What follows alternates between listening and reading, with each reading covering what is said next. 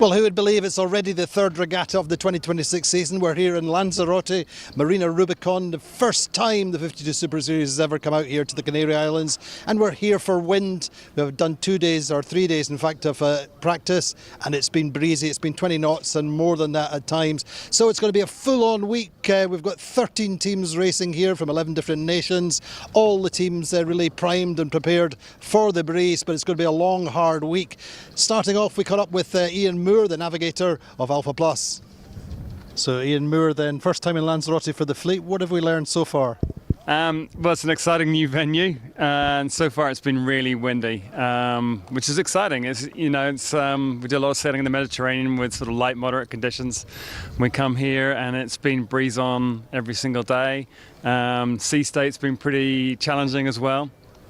And it's just exciting sailing in a new venue and trying to learn it as quickly as possible, trying to get up to speed as fast as our competitors. So, what have we learned so far in terms of the race course itself, the geometry and the local effects? So we think we're going to the west today, and we think over there it's a little bit of a right bent track, better pressure offshore, so you expect to see boats trying to favour the right upwind but going straight downwind to stay in more pressure and better sea state. And we have current? Yesterday we had a lot of current. We had a knot and a half of current. Yeah, today there should be less current on the left-hand course today, but yes, a little bit. And what did we learn with the Alpha Plus then from Porto Cervo? What have we brought forward? Well, completely different conditions. We were good in the light in Porto Cervo and not so good in the breeze. So we were trying to play catch up a little bit and try and learn our platform. You know, we had a new fin this year and we need to find out where we are against our competitors. And it's fun? I mean, it's great. It's really tiring. It's really hard work, but it's amazing to sail these boats in breeze. Fantastic. What's it going to take to win this regatta then? You got to survive all the way to Saturday. You got to get through the week without having big breakdowns, without getting penalties, because they're so expensive in the breeze doing a penalty turn or making a mistake. So get through the week. Get to Saturday with a chance to be in it. Just try and be consistent. Well, not consistent. Just not make big mistakes. Not wishing any ill fortune on anybody, but could we see breakdowns this week in this kind of condition? I mean, it's going to be tough on the crews, tough on the boats, tough on the gear. For sure the spinnakers are going to blow up. Hopefully there's no boat-on-boat incidents, but I mean, just the loads are higher. You're going to see jib cars, jib tacks, all that sort of stuff. Potentially taking a lot of work. And your particular job is harder in the breeze? It's difficult to judge the ley lines because sea state and wind changes a lot. A couple of knots of breeze makes 5 or 6 degrees difference to the downwind ley line. So as a navigator, you're always worried about overstanding and having to come in hot. And it's very, very difficult to sail these boats hot in big breeze and big waves. So yeah, tricky. So as we said, it's going to be a long, hard week. 5 days of racing, 2 races a day, winds over 20 knots for much of the time. Super physical, and it's going to really put the grinders to the test, but they love it. We caught up with Carlo from Gladiator. So what's this week look like for you guys for the grinders? It's nice being here. It's a little bit exposed yesterday, obviously. Big swell, big waves out on the Atlantic side. It's pretty nice, and I think today Maria's going to set up a little bit more in the shelter. So that means flat water, which makes our life a little bit easier, but it's also less exciting. So for us, it's just a great week being here and going hard on the handles. It's nice, yeah. How do you survive the week then? I mean, it's going to be a long physical week, as tough as you've had it. Yeah, pretty much. It's full on. It's extremely physical, but it's nice. That's what we train for all winter long. We've been preparing for this. You train for this sort of stuff, and this is great. You get rewarded for every turn on the handles you do, I guess. So for us, it's just a really nice time, really. You guys can operate 100% for the whole week. Yeah, I think most of us can. We get a good bit of time off after sailing, and we've got a bit of a rotation going with some big units on the boat. We got, Freddie Carr is extremely strong. We got Chicho, who's immense physical, impressive guy. So we've got enough power on the handles for sure. Yeah, it's not a problem. Yeah. And an important thing this week, an important factor. Yeah, it's a big deal.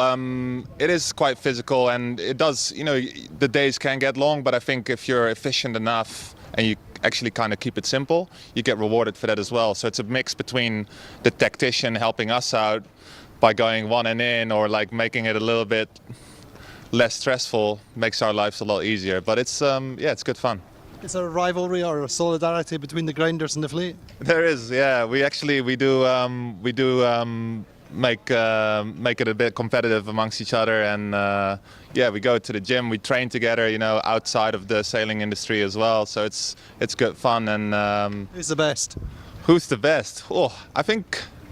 I would say it's probably between Phil and Matthew Barber, Phil Clapp and Matthew Barber. These guys are, they're impressive. As you know, Phil is a world record rower and skier, just phenomenal physique, and Matthew is just super strong as well. But it doesn't matter. It's also about being efficient and being a good sailor. So, you got to be, there's so many names. Chris Brittle is another one, but I think there's being strong, and then there's being, actually a good grinder, being efficient. So yeah. At Palm Beach Motor Yachts, we build for those who lead.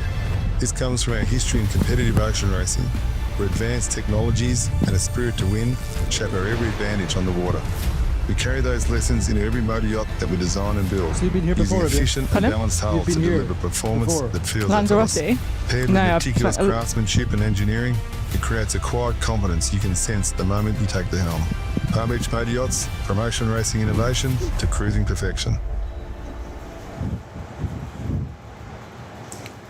Indeed, welcome to Lanzarote, and as you can see from the live images, it's a breeze on as it has been for the past 3 days of training, but today is the day that counts. We start racing in a few minutes' time, and it's such a different perspective to what we've seen this season so far in the Mediterranean. We've been light to medium breezes in Puerto Portals and in Porto Cervo, but this is the real deal.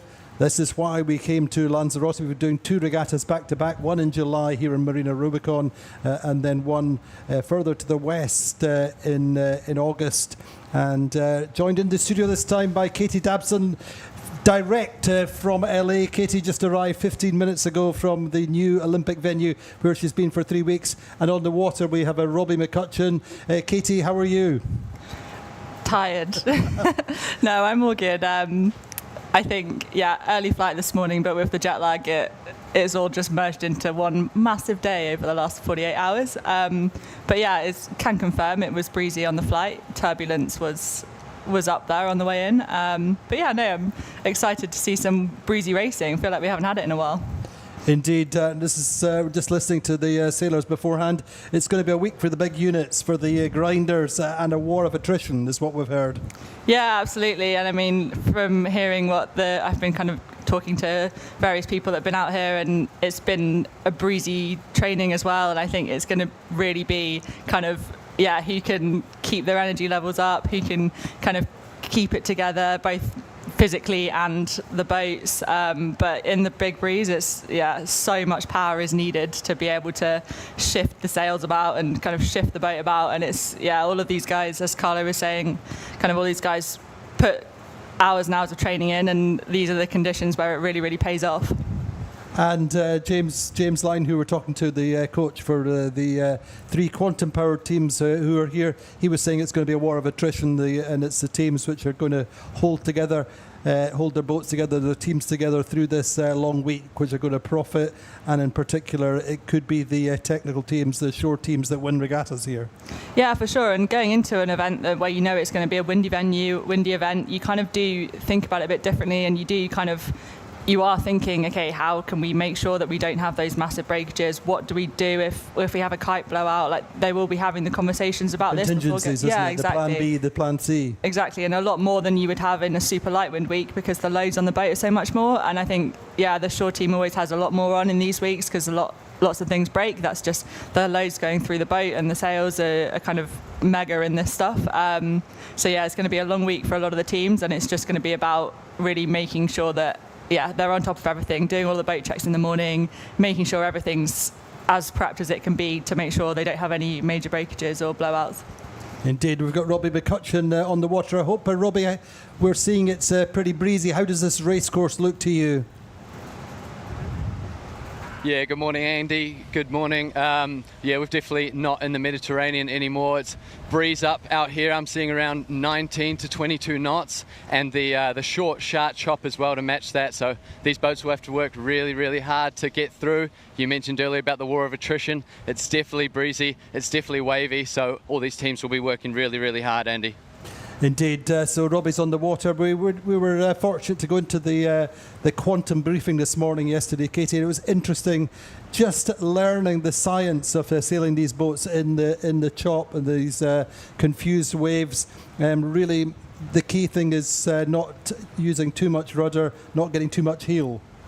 Yeah, there's so much that goes into making these boats go fast, not like in the flat water, but then you add in the chop and the swell, and it's a kind of a whole different ball game. And I think, yeah, as you say, kind of sometimes less input is better, because you just want the boat to be able to kind of flow over the waves. You don't want to kind of stall it out. That's what James Line was talking about. He's talking about the deceleration and reacceleration. It's really minimising that and keeping up high averages rather than kind of stop starting, particularly upwind, and also the angles downwind on the waves. Yeah, for sure. And I think in kind of sailboat racing, when there is chop, you're not searching for those top speeds. You are searching for the averages, and it is going to be about who can keep the boat going through the chop, who can recover best if they do kind of have a bad patch. And I think what we'll see potentially quite a lot is off the line and things like that. Tight lanes are going to be harder to hold, because if you get a boat that has a bad little bit of chop and kind of has kind of 30 seconds to a minute of kind of not managing the waves as well, then they're going to potentially lose their lane and they're going to drop out the back, and that's going to really dictate how their race goes upwind. And I think, off the start line, that's kind of where we'll see that a lot. So Robbie, just give us the orientation of this course. We're in a northerly breeze, so we're kind of racing towards the shore a little bit, are we? Yeah, that's right, Andy. In the northerly direction of the breeze on the west course we have here. And yeah, they are racing up towards the island, towards the shore. We mentioned it earlier about how potentially the boats want to head out to that right-hand side, get closer to that shore on the upwind, but then offshore is where all the breeze is. So you can expect these boats to go out there on the downwind leg, but exactly right, they're going up towards the shore on this west end. Andy. So it's going to get slightly lighter wind pressure as we get closer to the shore, but more shifty, you'd imagine. Yeah, absolutely. We see a lot of pressure down here at the start line, but you mentioned it, potentially a bit less pressure up at the top. That'll definitely dictate how they sort of want to play the final third of that beat. It'll be interesting to see how they run back down in terms of jib choices and how they sail the boats in this more pressure and more chop. Katie, what's your thoughts in terms of strategy? Day one strategy. What's your plan if you're an afterguard? I think I'd definitely be taking kind of like the bigger picture into account. I would be thinking I wouldn't want to overcomplicate it today. I would want to keep it so that I wasn't getting in trouble, getting penalties. I'd want to keep clear, especially with the potential for kit breakages and stuff like that. You don't want to overstress, and I've kind of said this last regatta, but you can't win a regatta on the first day, but you can very much lose it. So I'd be kind of thinking long game, not wanting to overcomplicate, keep manoeuvres and everything as simple and low pressure as I can. I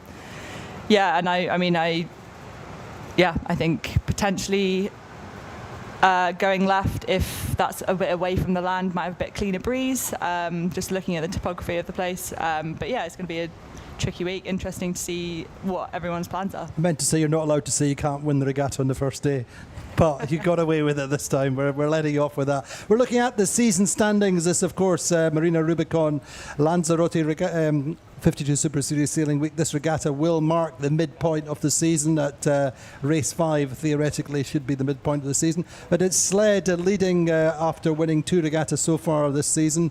They're on 89 points. Platoon Aviation with third in Porto coming away into second place at the moment, just improving as the season goes on. Alkedo Vitamina in third just now, 114 points. No Way Back, 121. Then it's super close all the way down to 7th. No Way Back in 121. Trinity Racing in 122. Alpha Plus 122. Pravetsa 127. Then a little bit of a gap back to Paprec, who were, of course, third overall for the season last year. And then Crioula 9th, 135, Gladiator 147, Vayu 159, 162 for Allegra, Teasing Machine 165, and the teams Caballo Loco and Vudu who are not here, not doing the Lanzarote legs. But Katie, there are private battles all the way through the standings, aren't there? Yeah, for sure, and I think that'll only kind of get more and more intense as we get to the end of the season. And I think, yeah, boats will be kind of starting to maybe think about that bigger picture, especially if they're podium contenders. They're going to be definitely thinking about who they're racing, kind of wanting to keep half an eye on the overall as well as just the event. But yeah, there's battles. The points are kind of super close, and they're always super close in the regattas as well. So I'm expecting, yeah. But in terms of risk management, when you start to go into the second part of the season, when teams who maybe had aspirations of being on the podium, they start to push the risk more to try and win regattas. I think that's a fair comment. Yeah, that's for sure, that's fair, especially if those teams haven't potentially performed as they've wanted to thus far in the season. I think you'll potentially be seeing some more of kind of the mid-table boats pushing it a bit more and trying to get those really low point scoring regattas, taking a bit more risk. And then the boats that are kind of out the front, I'd probably just be saying to them kind of, it's clearly working, don't try and change anything too much, let everyone else course carnage around you. But yeah, there'll be different strategies kind of starting to happen now as we get closer and closer towards the last regatta of the season. Who's your tip for the regatta then? This regatta? I like Sled in the Windy. I think they've just got some crazy upwind mode that is super fast. Yeah. And also I like Paprec as well. I think they're pretty good in the big breeze and waves, especially with all their offshore experience. But I think probably Sled for me. All right, Robbie, who's your tip for this regatta then? I have to agree with Katie on that You're one. not allowed I think to agree with Katie. No. have a lot of. No, she mentioned the offshore experience they have, and just as we get a few waves over the boat here, it's definitely offshore conditions. You can definitely bet on them being a front runner. And then also you see the teams such as No Way Back wanting to prove how experienced and the pedigree of their team as well. So I'd put Paprec and No Way Back in my list, Andy. That seems like a good choice. I mean, without putting too fine a point on it, it's tough racing, Katie, isn't it? Some of our older owners, our owners are older, so they really have to optimise how they sail and their time on the helm, as it were. And we'll certainly be doing 2 races a day, but it's pretty tough. Looking there at, we're seeing Ed Baird on the helm of Trinity Racing. I wonder whether that'll be the case in the actual racing. But it's tough physical racing, isn't it? It's so tough, and it's kind of, you have the physical and the mental. Like mentally in these conditions you have to be super switched on because there is so much going on, and every kind of little and it's movement, thinking ahead, isn't it? It's always thinking what if. Yeah, exactly, and kind of just keeping switched on, because you make one little mistake and it's kind of, it can go really quite wrong quite quickly. So I think there's the mental fatigue and also the physical, and as you say, kind of like even just walking around the boat in this stuff is super hard because the boat's super unstable, and like the kind of in maneuvers and stuff, the loads on it are kind of a lot different in the windy stuff. So it does all just get a lot harder and a lot more tiring. And I think, as you say, for some of the maybe like the older owners or that can be, it can be challenging and it can be quite intimidating, I think. But yeah, I think they've got great teams around them. Everyone's kind of, you are a team on the boat, so it's not just kind of every man for themselves. It's like, how do we as a collective make this work and make it the best regatta we can? And everybody's up for it. That's the thing. I mean, it's kind of funny because in some respects, this is what everybody's been looking forward to ever since we've talked about coming to Lanzarote. Everybody's been talking about sailing in big breezes for 2 regattas, and then we get there here and everybody's going, hey, it's windy. And then they're almost complaining because it's windy, It's like, this is why we're here. But you really have to deal with it. It's like going to Cascais, isn't it? Everybody knows what's ahead. You prepare for it as best you can. But above and beyond, it was interesting. Yesterday, our practice races, we saw Provezza going very well. We saw Allegra going very well. Teams that have made changes. Unfortunately, Santilange not with us this regatta on board the Provezza. We've got young Nick Heiner, who's in as a strategist on board Provezza. They were going well yesterday. And Allegra, obviously, John Kostecki settling into his role as tactician working with Luke Patience. Both teams were going well in practice yesterday in terms of, although albeit you have to remember that there was what would have been a general recall. In fact, several teams over the line, but they just carried on because it's a practice race. But it's interesting. I think there are teams we could see emerging just who would put a series together. Yeah, for sure. I think kind of as... go on, Katie. No, we're just looking at, it's a lot to do with... There's such a pressure on the helmsman, isn't there, in terms of it's the finesse, isn't it? You can't afford to go off track momentarily or lose concentration when you're going through the manoeuvres in particular. So there with Andrea Lacorte, he learned a lot last year in Cascais, but that was his first experience of racing in these big conditions. So I mean, I think we could see them go well. But I think Allegra would be one of my outside hopes. Also, Preveza, great helmsman on Preveza, and a really strong team round about them with plenty to prove, and they were going quickly yesterday. It's interesting from that briefing this morning with the Quantum teams, their benchmark. I don't know. Their benchmark in the fleet is sled in terms of everything. That's what they're benchmarking themselves against.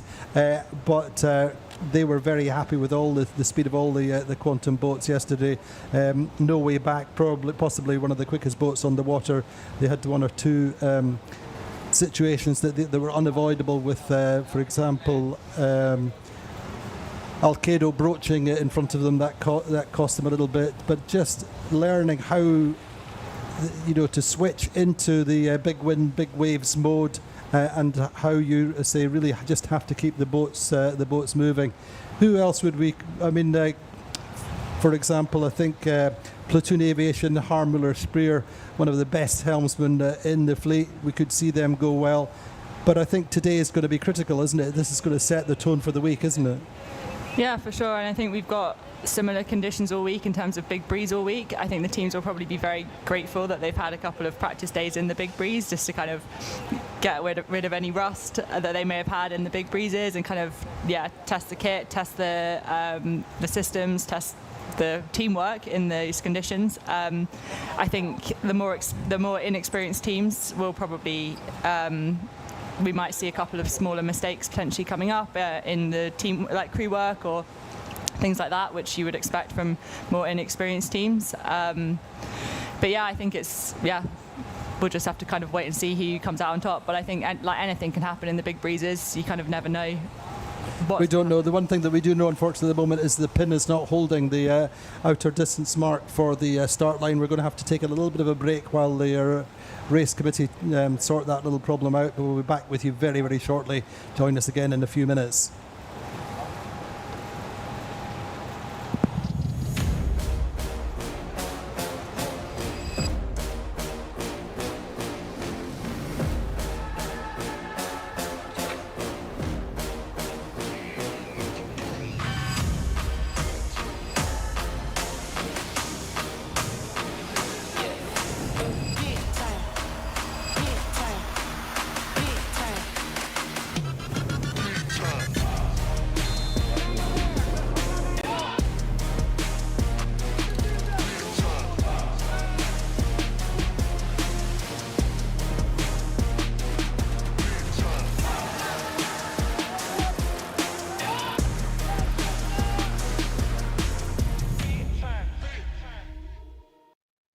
Beach Motor Yachts, we build for those who lead.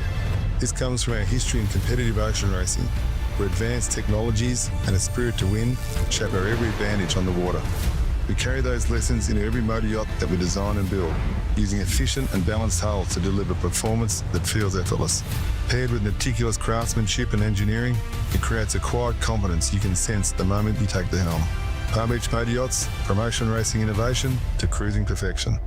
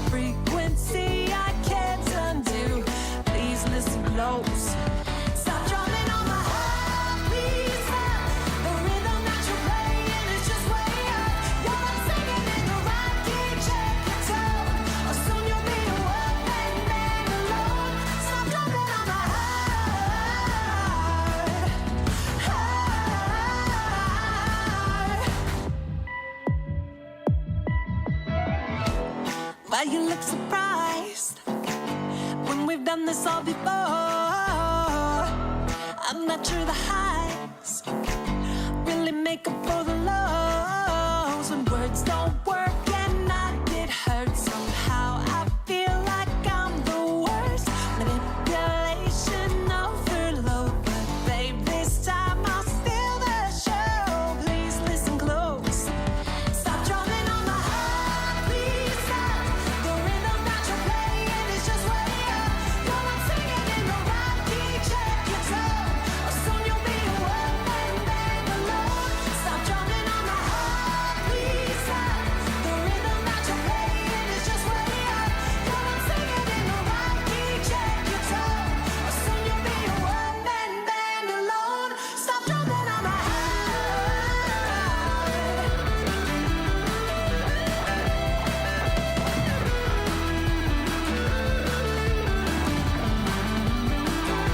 Stop drumming on my heart.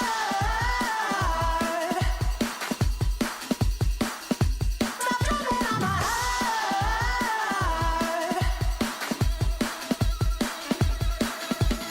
Out of sync and out of touch, and maybe even out of love. Stop drumming on my heart, please stop. Got me black and blue, making me wanna walk. You're not singing in the right key, check your tone, or soon you'll be a one-man band alone. Stop drumming on my heart, please stop. The rhythm that you're playing is just way up. You're not singing in the right key, check your tone, or soon you'll be a one-man band alone. Stop drumming on my heart.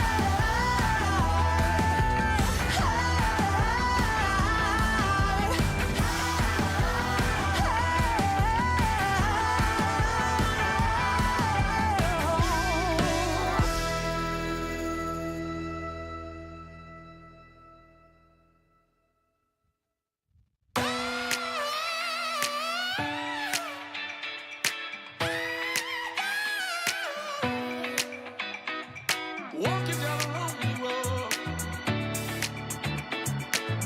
you found me.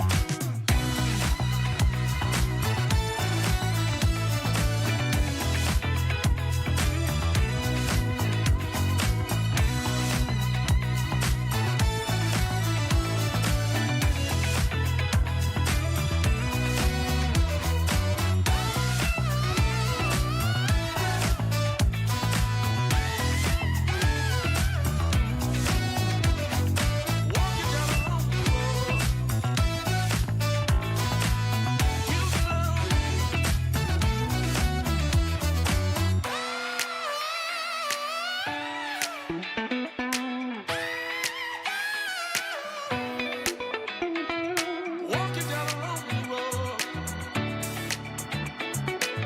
you found me.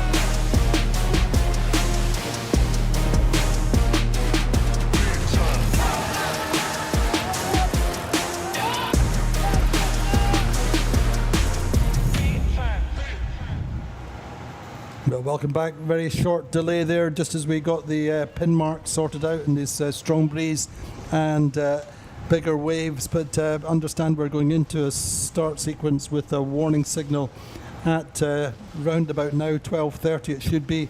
But Robbie, things quite complicated on the water, clearly getting this start line laid.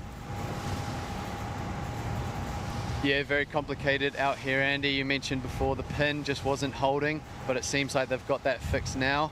I just saw the boats just heading upwind, just doing a bit of training, just wanting to obviously keep everyone on board, in good nick and fresh for the start of this race. But everything looks the same with breeze out of that north direction and the wind and the waves as well. And these boats are just in the bottom edge of that start line, just lining up. Andy. So we've got just over 3 minutes to go. Katie, what do we feel about this this track then? Where do we want to start, do you think? Oh, tricky one, that. Just really put me on the spot. I think, it's a tricky one because I think maybe out towards the left you might have a bit clearer breeze, but then you might get a bit of a wind bend on the right-hand side if you get up on the right. I think as well I'd be thinking about the sea state. I think that was the intelligence we picked up from the quantum briefing as a right hand twisted breeze. So we'll see how that plays out. Hopefully not too many teams are listening in at 2 minutes and 30 giving all that away. But I think we'll generally see low risk management. As you said, Katie, you can't win the regatta on day one. It's going to be about consistency. And kind of finding our feet in this strong breeze. We're going to do 2 races hopefully today, and it's really very, very open in terms of, I think Don Cowie it was who said that everything's reset here. It's a new venue for everyone. That was also the message from the quantum briefing from James Line, that everybody's learning together, and so we'll see how this plays out. But they sled to have the momentum, Katie, don't they? They've won 3 regattas on the trot. They have speed and they have great boat handling. And if they're winning it in the lighter breezes, they say they like the stronger breezes. That's a worry for the rest of the teams, isn't it? Yeah, they very much kind of shown what they're made of. And as you say, they've got heaps of momentum going into this. And their confidence is just going to be growing and growing, especially going into a big wind regatta when previously last season in some of the big season regattas or the big wind regattas, or if they've had big wind days, they've actually been super strong as well. So they can be pretty confident. I mean, just looking at the starting, the start line, they kind of have seemed to be off, kind of doing their own thing out towards the pin end, clearly not wanting to engage with the other boats. I don't think they're going for another port end start in this breeze. I mean, if they did, I would applaud. Anyway, on board very briefly at 40 seconds to go with Patrick. Patrick have Johan Richomme stepping into the role of navigator. His first ever 52 Super Series regatta, sailor who was second in the Vendée Globe. He's won the Route de Rome twice, but Grand Prix inshore racing is very new to him. Everybody gravitating towards the right end of the line towards the committee boat, Robbie, at 25 seconds to go. Yeah, that's right, Andy. Everyone bunched at the right end. We're here at the pin end, though, and we see Sled definitely coming in on port tack. So be interesting to see how they get off the line on this port end. They've got no one around them, all the boats at that boat end. We don't think Lightning could strike twice, but certainly they're going to I don't think they'll try and cross the fleet, Katie, will they? Surely They're not. certainly coming in on port. They've got a high angle once again.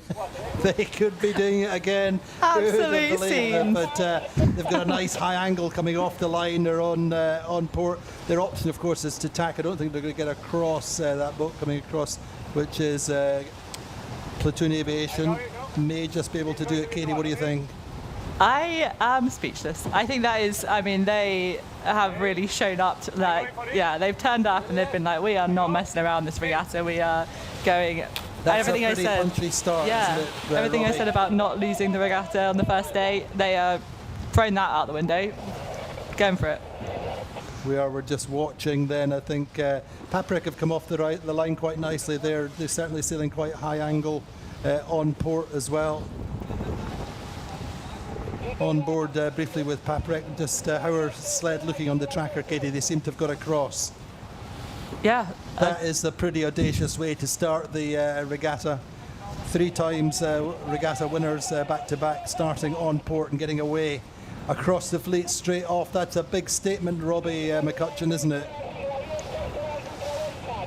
Yeah, it is, Andy. They had no other boats around them, so they could just pick their timing, and they've got the shift exactly right as well. They're really lifted on this port tack, and they timed that to perfection to come across all the other boats on that port tack is amazing on race 1, Andy. Indeed, otherwise Paprec getting away quite nicely, Katie, as indeed have Alpha Plus. Platoon Aviation in the foreground, a little bit, probably the best of the teams coming away on starboard. But Paprec made a good start. What about jib selection there, Robbie? What are we on? Yeah, we're on the smallest jibs they have, those J3, so they're definitely no lack of power. They're just wanting to get the smallest sails on board and just make sure they're using all that power they do have from this breeze and just putting it into making sure that these sails are perfectly trimmed. But definitely no lack of power out here, and they're on the smallest ones they've got. On board with no way back then, Peter Harima, Terry Hutchison, the tactician. Here's Lucas Calabrese back, the Olympic bronze medalist, is back on board working as a strategist with Terry. They seem to have made a solid start, Katie, haven't they, generally? There we see them just below Platoon Aviation. Yeah, I think they've made. Yeah, they had kind of good speed off the line, had a clear lane. As I was saying earlier, I think big lanes in this stuff is going to be really important. You wouldn't really want to be, like, for example, Alkedo at the moment, you wouldn't particularly want to be there. I'm in a pretty tight lane above Paprec. So no way back, kind of making sure, go off the line clearly, and then have managed to tack back towards that right-hand side in a pretty comfortable lane. I'd be pretty happy with that if I was them. You just want to be a fly on the wall pre-start with sled, don't you? Just for that briefing. What are they talking about? The thing was they had options to tack underneath, to tack under Platoon Aviation, but to be able to cross the fleet, race 1, day 1 here in Lanzarote is just fantastic. It gives them a nice lead. Robbie McCutcheon sled about 70 metres ahead of Paprec. Yeah, that's right. They did a really good job of crossing over the fleet, and now they're sort of in that controlling position. They obviously haven't done attack either because they started on port, so another less manoeuvre for them. They're definitely in a dominant position as we head up to Mark 1, Andy. Indeed, and Paprec in second. It's super early days, but certainly endorsing our belief that they're a strong wind team. They're full of confidence. Katie? Yeah, I think kind of Paprec really quite good and strong winds, same as sled. I think watching on the downwinds, I think it's where that's really going to come into play for them in the waves. Paprec with the offshore experience. The loads on these boats downwind are insane. That the rudders are pretty small, I think, for the size of the boat, so it's pretty easy to for the rudders to spin out and the boats to broach. So I think that'll be one to watch out for. But with teams like Paprec and sled that are solid and kind of used to the big waves and stuff, I think that's when we might potentially see some big gains from them and kind of crawling away from the rest of the fleet maybe. So Provetz, I believe, has just taken a penalty a few seconds ago, which is dropping them down to 12th. They were so good in yesterday's practice race, but a penalty for them is dropping them right down the fleet. They've lost 300 metres at least on that. Gladiator in 11th, Teasing Machine 10th. The Platoon Aviation have got some work to do, but it's all about getting into a clear lane, Katie, at the moment, isn't it? And just letting the boat do the work as much as possible, not fighting the boat.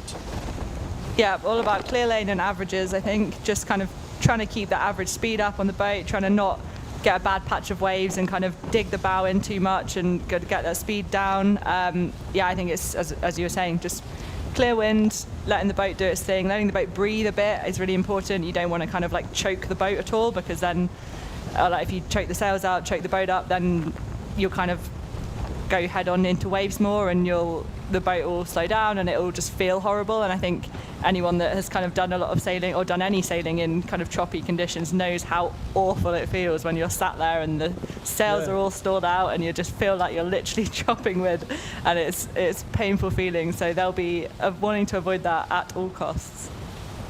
Indeed. Robbie, how do you feel this upwind is going? It seems like there might be a little bit of right-hand breeze on that right side. The boat's on the right, starting to head very slightly, but no way back in particular. Good on the left, as are on board with Alpha Plus there. Nick Egnock-Johnson, this young team, going super well. Not expected to be as strong in the breeze. Great to talk with Ian Moore just before he left the dock, saying how they were very much learning relearning the boat. They have this new fin which they've put on. But Katie, they're full of confidence, aren't they? Even though they were disappointed in Porto Cervo, they really are a team on the up, and as they full of confidence in their own beliefs and indeed on their boat. Yeah, for sure, and I think that's incredibly well-founded confidence. There's a lot of incredibly good sailors on the boat, and they know the boat, they know the sailing, and I think that it's fair enough to have that confidence, and hopefully we'll see them getting some good results in at the start of this regatta, and then they can kind of keep building that confidence. To build on, isn't it? Yeah. And I think one of the things is they've all got something to prove in terms of their own kind of personal sailing, if you know what I mean. They're a team which have come together as the sum of different parts, if you like. Edo Stead and Ian Moore, obviously, back on board quickly with Andy Soriano there on Allegra going well so far. 6 at the moment, something to build on.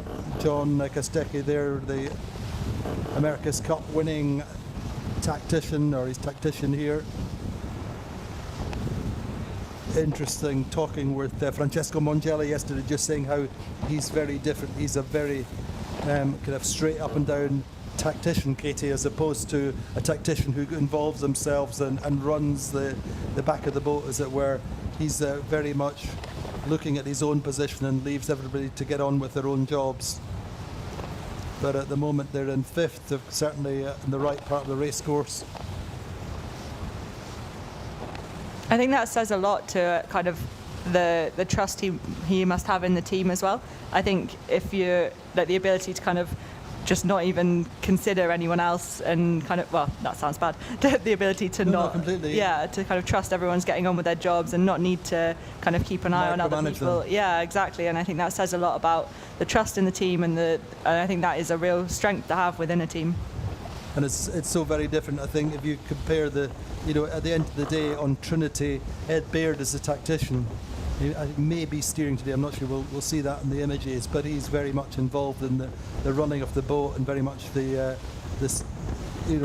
team boss, as it were, in terms of the project, pulling all the different parts together, but very, very different setup to how John Kostecki's operating. John Kostecki goes way back in this class to the very, very beginning, sailed on Caixa Galicia in the very early days, and has been through with many different teams. Obviously, he was with American Magic, Quantum Racing for a very short period. Then he had his problem with his eyes and had to sit out most of the season. But the 2 boats which made the best start, Robbie, Sled and Paprec, going best so far.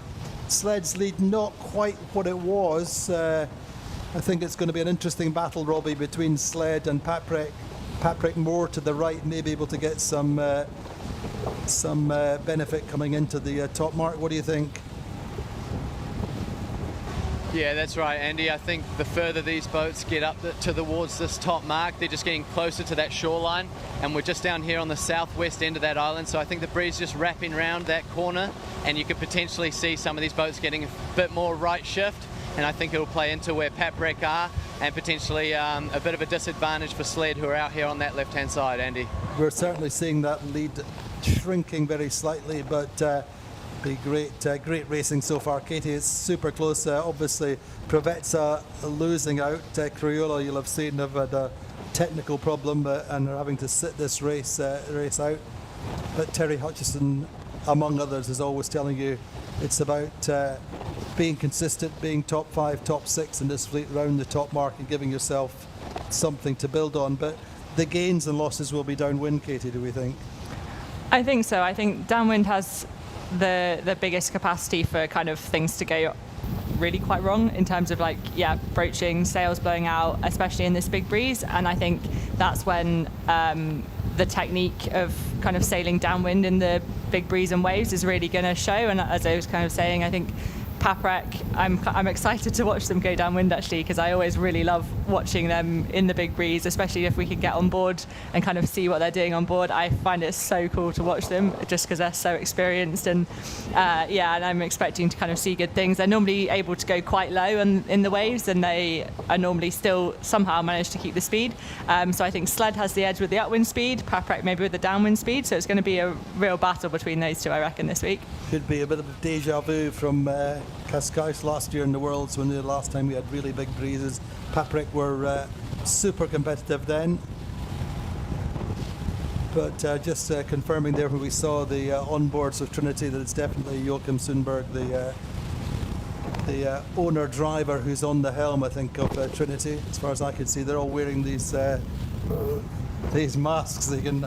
You can hardly tell who's who. But, stealth mode. That's the vogue, Katie, isn't it? It's the fashion.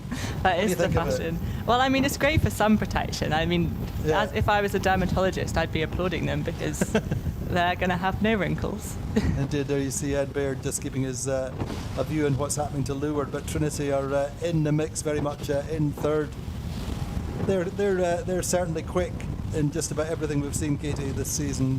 They don't seem to have any weaknesses, do Trinity? No, and I think that's super impressive for a new team. And I think actually, again, with last season, we saw the same with Alkedo. They were a brand new team coming in, and they just really kind of outperformed everyone's expectations, I think. And I think it's really cool to see another new team in another season doing the same thing, coming in and being pretty strong from the start. It looks like they've just having to duck Paprec. Sled looked like they'll cross from the left. Actually, they've strengthened their hold. Their lead, as it were, that was down to about 30 metres, but coming in strong, Robbie, on the left side, our Sled, aren't they? Seem to be quite crossing comfortably on Paprec. Yeah, that's right, Andy. They've continued on this left-hand side, and it looks like it's paying off for them. Looks like to me they'll cross over all the boats and be set up in a really controlling position. But I also want to say, as we get further up to this top mark, there's definitely no drop in pressure, so it's still the same breeze they had at the bottom, and potentially seeing some right-hand shift as they get further, Andy. Indeed, anyway, it is going to be Sled rounding the top mark in first place, probably after that audacious start that we couldn't quite believe our eyes really when they came across that start line in port. They'd received so much attention after doing that port tack start in Porto Cervo, all over the Instagram and all over the social networks, and here they go again. But it seems to have worked for them, Katie, hasn't it? They're leading by about 90 metres round or certainly on the approach to the top mark. They're on a reasonably comfortable ley line. Yeah, I mean, they're reaping the rewards of that risk. I mean, I was absolutely shook when I saw them setting up for that port, and I thought there was no way they were going to do it again. But yeah, they did, and they really made it work, and they have got a relatively comfortable lead, I'd say. The pack behind them looks to be pretty tight. I mean, the rest of the fleet kind of all super tight to Paprec, and I wonder if actually maybe downwind the pack will maybe be able to close up at all. But yeah, I think Sled really kind of played a high risk move, and this time it's paid off for them, and I mean, good on them. Indeed. Also credit to Paprec, who are chasing them round the top mark in second, endorsing our ranking as one of the favourites for the French team in this strong breeze. Platoon Aviation and No Way Back as ever. Vasco and Platoon Aviation, Terry on No Way Back, locked together, race one. Normally we see some flags at this top mark, Katie.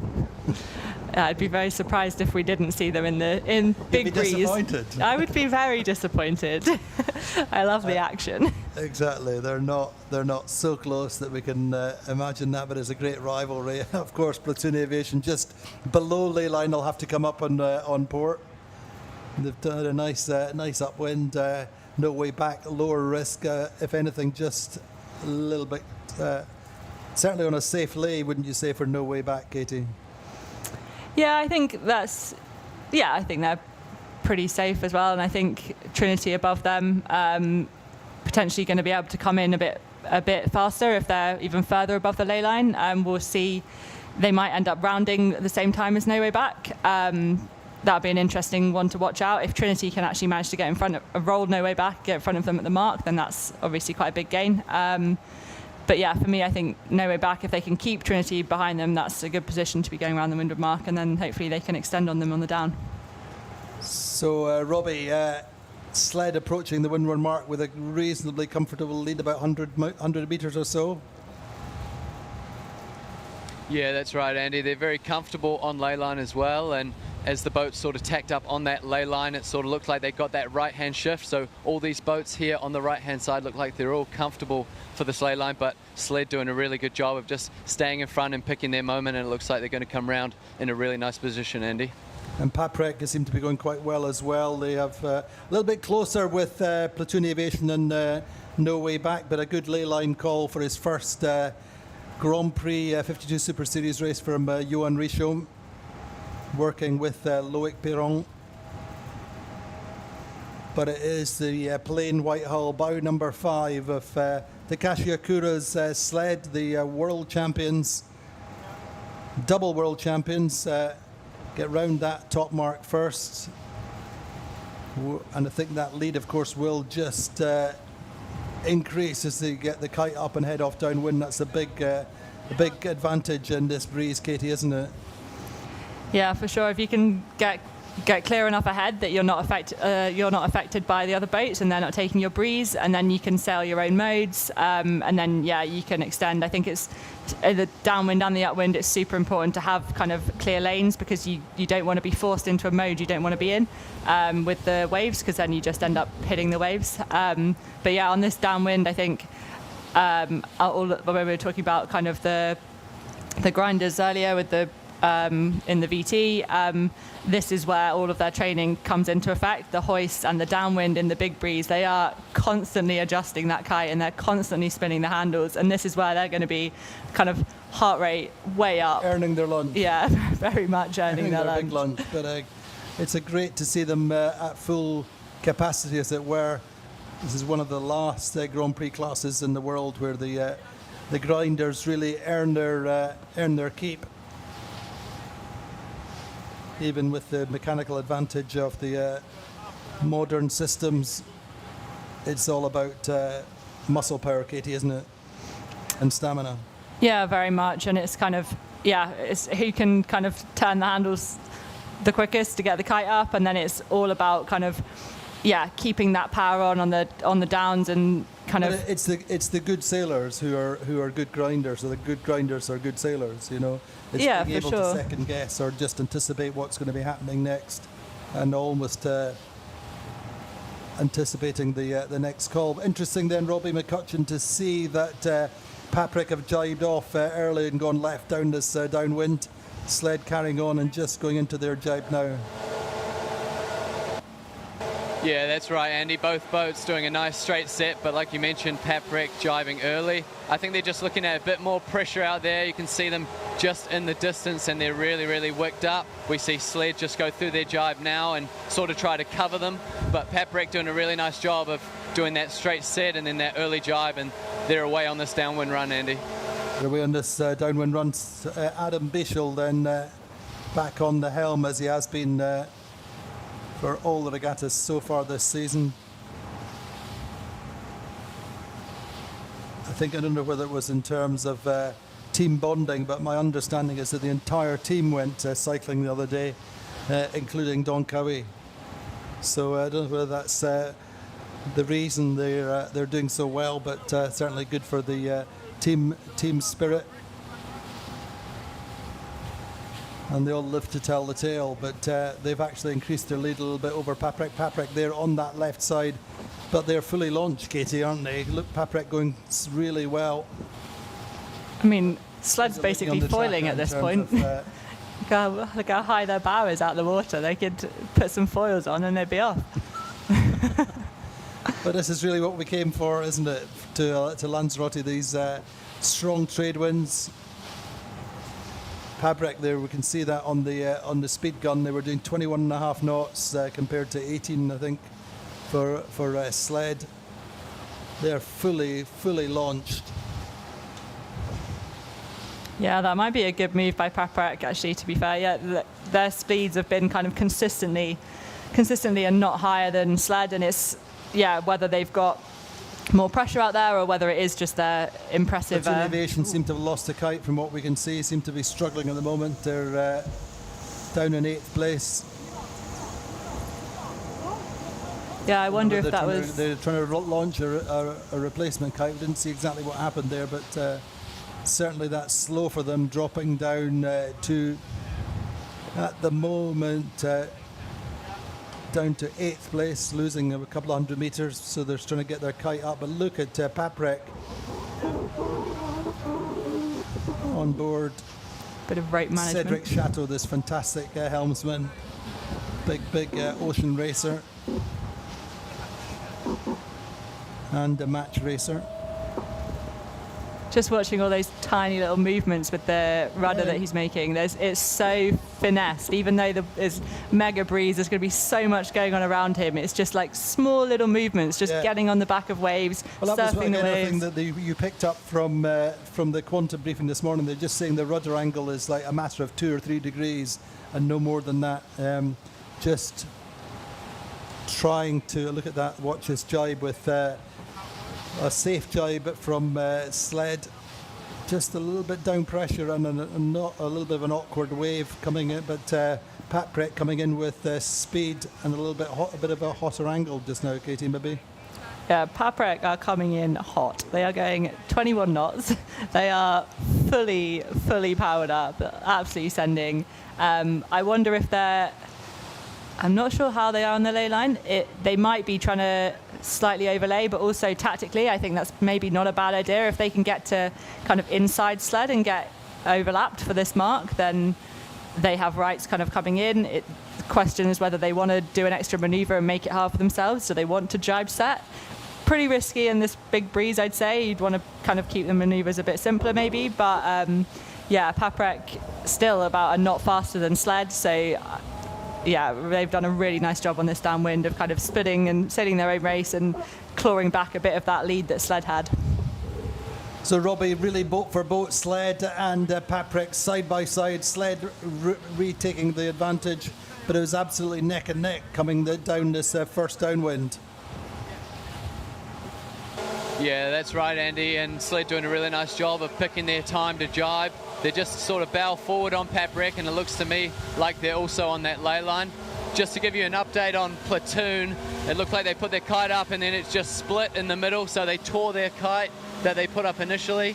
They just had to work a wee bit harder just to get that next kite in the air. They've got it full now, but just to give you an update on that, they did break and burst their first kite, Andy.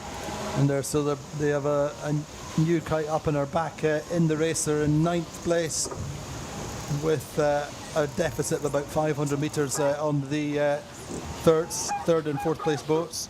So the German team, 3 times world champions, have got work to do. Jordi Calafat there just doing some mopping up operation. No way back though, really solid, Katie, aren't they?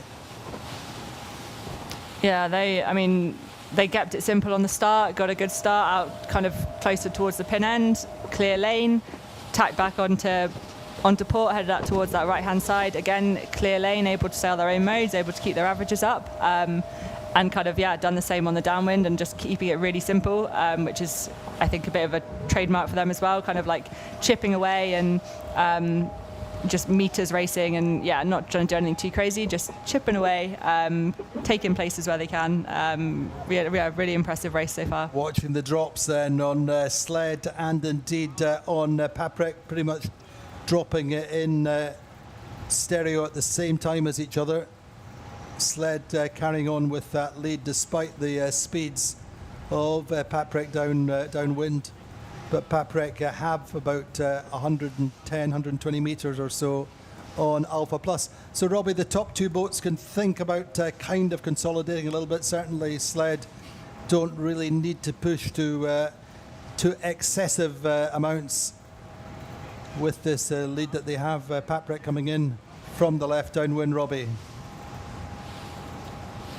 Yeah, that's right, Andy. It looked to me like Sled just did a nice job of just doing their easiest maneuver, which was just a lower drop and a right turn. So no more maneuvers, just keeping it simple for them. And then likewise with Paprec, they're closest to that left-hand turn, and they're just happy to put the kite down early and, like you mentioned, just consolidate on the gains that they already have, Andy.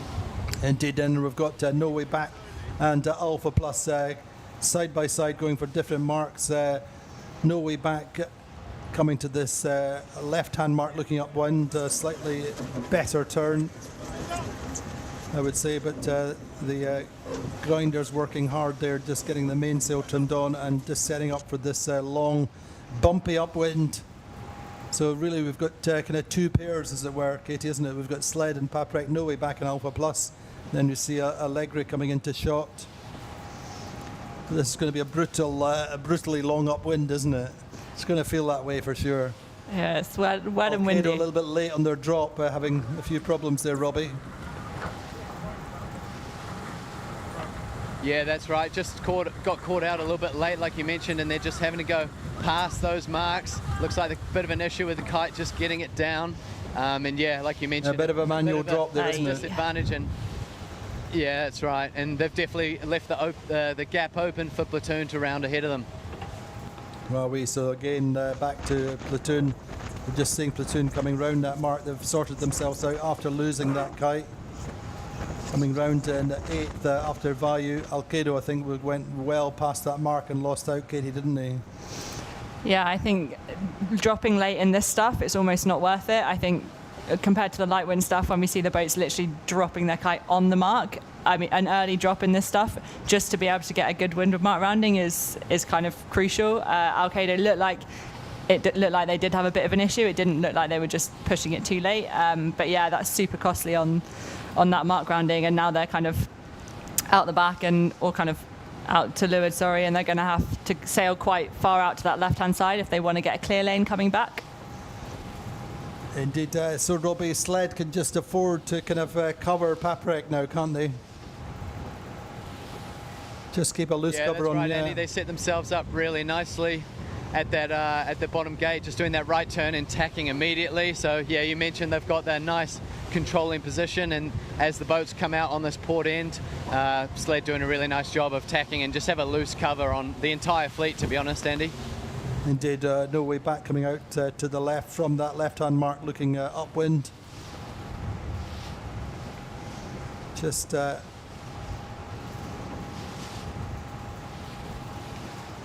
sailing high momentarily. I'm not sure what was going on there, but there's a good overhead perspective off the lead that Sled have over Paprec. No Way Back, I think. Oh, there's Trinity have lost their kite. That is... Looks like the Black Pearl from Pirates of the Caribbean. Thanks very much, Katie. Just a little bit.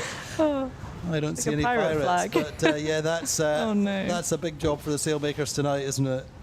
They're going to have to patch that one together, but that's what happens when a small mistake becomes a big one, just losing the kite. So that's 2 kites gone on the first lap, Katie, isn't it? Yeah, that's a big day out, and I mean, first lap, first race of the regatta. I think that's just a bit of a taste of what we got to come. If we've got a whole week of this, I think we're going to have plenty of that, and it's just going to be about how you can recover, how well you can kind of deal with the situation, move past it, get back in the race, or get ready for the next race. It's going to be all about kind of recovery and minimising the mistakes and kind of, yeah. I mean, that's tongue in cheek, but in terms of that sail's dead and gone. But it's going to be a long week for the shore teams and for the sailmakers, I'm quite sure. Keeping these boats alive and kicking through the week, keeping them competitive. And I think there's going to be a fair bit of burning of the midnight oil, Katie, isn't there? Oh yeah, very much. I mean, the shore crew works so hard anyway, but then you get to an event like this when they are going to be literally non-stop. They're basically going to be nocturnal because they're going to be working all through the night to kind of keep the boats, especially if there's been any breakages. They're going to be working all through the night to get the boats ready, and then during the day when the guys are out sailing and kind of racing, they still don't stop. I mean, I just popped to the containers on my way down to here on the way to the club this morning, and the sailmakers were there kind of all still chipping away doing things, so it's not like they basically don't get time off. They don't, do they? Yeah, they work super hard, and But what yeah, we're it's starting to see in impressive. this race now is you're seeing kind of two divisions where the top division, which is basically the top half of the fleet, who have had no significant problems so far, let's say to Vayu, and then 7th to 12th, and indeed 13th, have all had some kind of problems. And I think that's really setting the tone for the week, Katie, isn't it? This is the way it's going to be in this strong breeze. You make no mistakes, then you can expect or hope to be consistent through the week. Yeah, for sure. And I also think even if you do make mistakes, I mean, we had Platoon had an issue on the downwind, and they're still very much in the middle of the fleet. So if It's you how you recover, isn't it? Yeah, it's fully about how you recover, because people around you are going to also be having kite blowouts. They are going to be having issues. They are going to be having kind of going super wide on the leeward mark roundings. They are going to be broaching. There is going to be lots going on. So I think just kind of the race isn't over till it's over, and you could turn kind of a bottom of the table result into a mid-fleet just by keeping chipping away and making sure that you're not making mistakes and letting everyone around you make those mistakes.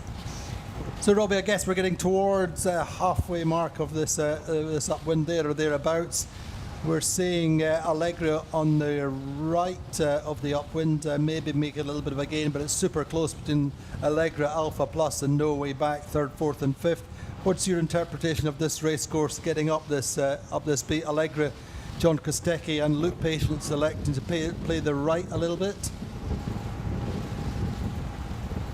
Yeah, it looks like it's quite processional, and out to this right-hand side, all the boats that I can see are still on port, and you mentioned No Way Back and Alpha Plus sort of in the middle of the pack, but it does look like they have nice lanes as well. So everyone looking strong on this port tack out to this right-hand side, but as we saw on the first beat, potentially coming into a bit of a right-hand shift. And these boats doing well. A bit of a soldier's course for sled, doing a really nice job at the front end, Andy. They're very lucky, aren't they? Or they're not very lucky. They've made their life a little bit easier after that start, which really launched them. But all credit to Andy Soriano doing a lovely job on the helm of Allegra. It's a little bit of an object lesson on how you steer on these brisk upwind conditions and the big waves. Just seeing his minimum use of the helm, just helping guide the bow over the waves, Katie, isn't he? Yeah, for sure. Kind of similar to same as the downwind. It's not about these massive movements. It's about kind of small finesse movements and just allowing the boat to go where it wants to go, but kind of not letting it go too far. And it's just small little corrections, small little anticipations of kind of steering into the waves and things like that. It's teeny tiny movements, which is kind of what we were talking about earlier with for the helms. It is the mental fatigue that they're going to be having by the end of the day, but also just on an upwind or just halfway up an upwind. They're going to be mentally, it's a lot. You're constantly having to do these little things, and yeah, it's hard work for them. I mean, it was interesting when we talked with Peter Herima in the early part of the season, just saying, you know, that you've got so much going on in terms of the data that's coming to you, either from the afterguard members or indeed the numbers that they're giving you to sail to, that you'd really have to be able to filter out all the other noise and just concentrate on your key numbers. And I think, you know, Andy Soriano, Peter Herima, these generation of sailors are doing a fantastic job in adapting, and both, of course, sailors who are very, very natural, fast sailors in their own right, and a great little rivalry between them as much as anything. Andy, top owner driver at the moment in this race in 3rd, Peter Herima in 5th. Otherwise it's pro drivers on sled, Paprec, Alpha Plus. But really a fantastic sport. Great contrast to what we saw in Porto-Cervo. Nick Egnott-Johnson, then the young Kiwi match racer on Alpha Plus. Alpha Plus carrying on as No Way Back tack away from Alpha Plus. Robbie, what do you see going on there? Say it's super close between Allegra, Alpha Plus and No Way Back. How do you see that playing out to this top mark? Yeah, interesting to see No Way Back electing to tack, so potentially they got a bit affected or they're a bit close to Alpha Plus. You see them coming out to this left-hand side, which is definitely not what the other boats are doing, so will be interesting to see how these boats come back. No Way Back come towards sort of the middle of the course, so potentially have more options as they get further up. But as these boats come back together, it'll be interesting to see. It's definitely a bit of a dog race and a bit of a one to grind out in the middle of the fleet as we see No Way Back tack over and still head out to this right-hand side, Andy. Indeed, we're going to watch and see how that plays out. But I also love the rivalries, the historic rivalries between the afterguards, between John Kostecki, between Edo Stead and Terry Hutchison, three of the best tacticians in the world, head-to-head at the moment, third, fourth and fifth. Obviously, it's a massive team sport. It's all about the crew cohesion and the ability to not make mistakes in these conditions. But at the moment, it seems to be advantage Allegra, Katie, doesn't it? I'd say so, yeah. And I'd say that right-hand side is pretty strong, and I think they're pretty well positioned to come in strong. They're going to have, they're going to be tacking on starboard, so they're going to have kind of the rules with them. They're going to be right of way. So yeah, I think Allegre at the moment has just got the edge. We'll see if No Way Back having to do 2 extra manoeuvres. I think that is probably going to be quite costly in the chop. I think manoeuvres are probably pretty slow in the chop. But Alpha Plus managing to squeeze No Way Back up so that they had a super tight lane. No Way Back had to tack. So I reckon it's going to be Allegre, Alpha Plus and No Way Back. If I was to put my money on it, that would be me. You've got to do that, Katie. You've got to put your money on it. Anyway, it's nice, great racing between these third, fourth and fifth place boats. This is race 1 at the Marina Rubicon 52 Super Series Sailing Week, the third regatta of the season. It's amazing to think, Katie, that we're nearly halfway through the season, isn't it? Is it? It just goes so fast. Yeah, no, it is really cool, and I think I love how we've had completely different conditions at all of the regattas. Like, I love we've had a light wind regatta, we've had a mega breezy regatta, and I think it's really going to show the experienced teams and the kind of the all-rounder teams are going to really start kind of coming to the top of the fleet. It'll be really interesting to see at the end of this regatta who's kind of at the top, or if anyone's kind of shifted around. And then I think starting next regatta, I think it's really going to get into the nitty-gritty of like podium places. Teams are going to be fighting for the podium, and it's end of season results. In some ways, it's almost disappointing in the sense that the World Championships is the second regatta of the season, because historically that's always been one of the attractions towards the end of the season, or you don't want to call it a consolation prize, but it is something to take away from your season. But that's done and dusted, so it's really just going to be about who can finish on the podium. Sled in a very strong position and don't seem to be showing any sign of weaknesses so far this season. I think so. This is their fourth. This would be their fourth regatta win in a row, and that's the only Quantum have ever won 4 regattas in a row in the history of 52 Super Series. But great to see Allegra up there, a team which have elicited certain changes to try and pursue podium places. They've always been competitive. They've always been had the ability and the boat and the team, just not been able to put together the consistency. But from memory, they've always actually been quite good in the breeze. They've done well in Cascais before. I think finished in the podium before in Cascais. I think at the last Worlds, but. Katie, what's going on with the Gladiator then? I'm duty bound to ask you. That's a great question. I actually haven't seen any of them. You haven't spoken to them yet? No, I think they didn't manage to do the practice race yesterday, I don't think, because they had a batten that broke before the practice race. So I wonder if that's kind of hurt coming into this race. I think they had a penalty at the start of this race. I saw on the tracker they looked like they did a spin, so not an ideal start to the regatta, but I mean, they're going to be chipping away. I will report back tomorrow. Indeed. On my intel. We'll see, but interesting then, Robbie, the Certainly in terms of the tracker, Alpha Plus still third, No Way Back fourth, and Allegra dropping to fifth. But we'll see.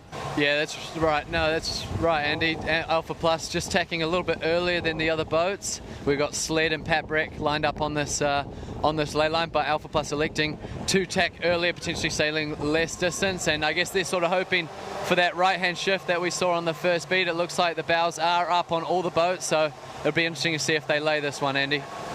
Indeed, Sled making a nice upwind, nice approach then. Andrea Vicentini, Murray Jones and Francesco Bruni, the afterguard, being chased by Paprick. Looks so breezy. Alpha Plus and Allegra, Katie. Yeah, I mean, look at their mains ragging. It looks absolutely nuking. Yeah, epic battles. I think really good job by Paprick on the upwind. I think they lost a little bit out of the bottom marks because they'd overlaid the mark, I think. So they rounded pretty much the same time as No Way Back and Allegre.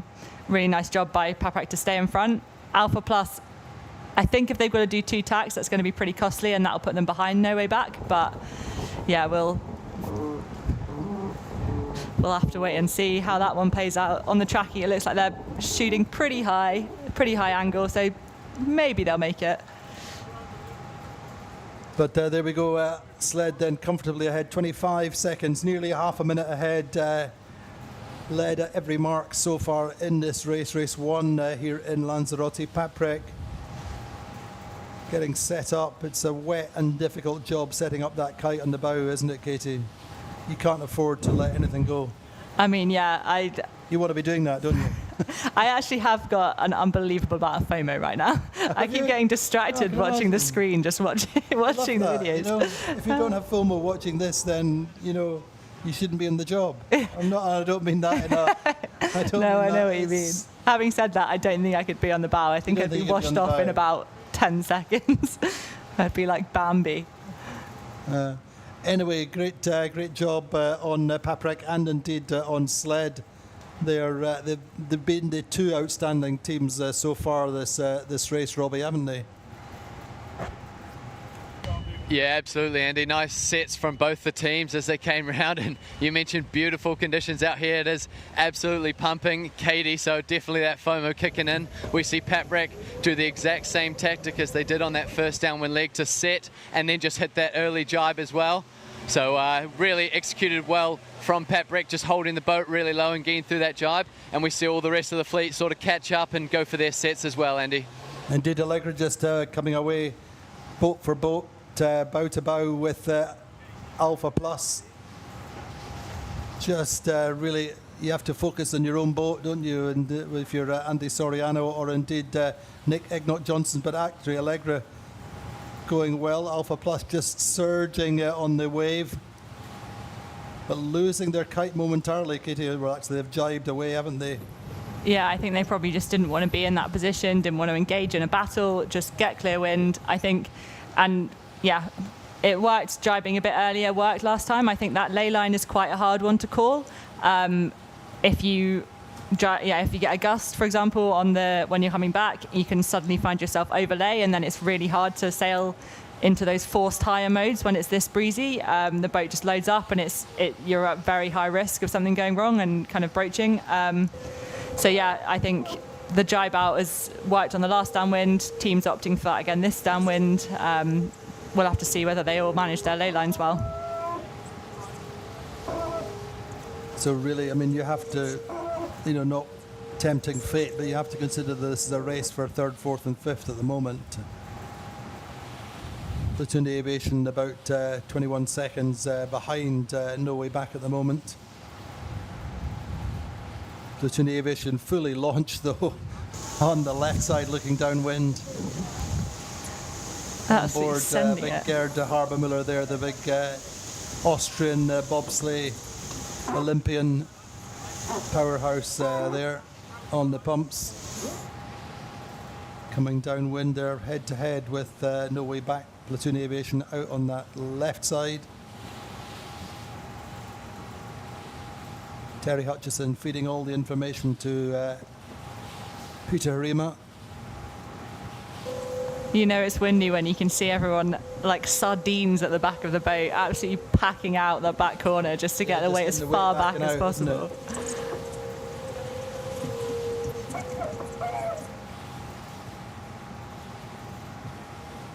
It's a long, a big gap back to the 9th, 10th and 11th places boat.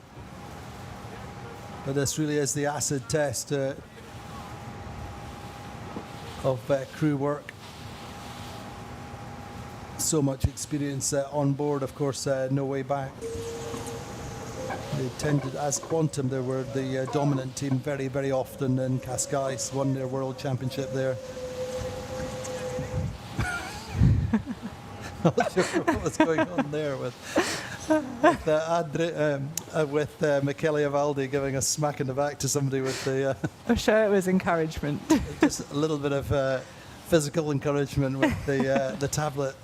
Get out there. Anyway, Sled have been impeccable in this race, as they have been many, many times this season. Vasco calling, going into the jibe. It seems a little bit hear-em, scare-em to me on Platoon Aviation. Grinder's absolutely max power getting through that jibe. It's getting set up. I'd be so interested to see their like heart rate stats on the screen while they were going around a race course in these conditions. It'd be so interesting. And see, and Vasco's is twice everybody else's. Yeah, especially in the light wind stuff. No, completely, but all to the good. Paprec still the quickest boat, 22 knots coming downwind. They're consistently, well, along with Sled, but Sled, I think, getting into pressure, and 23.5 knots is not sitting about on a TP52, is it? No, that is kite falling speeds. That's pretty sendy.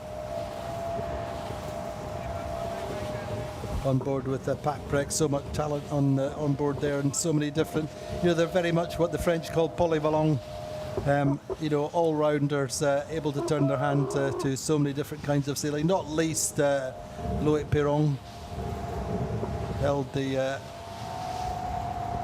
world record, all-comers Jules Verne record for racing fully crewed round the world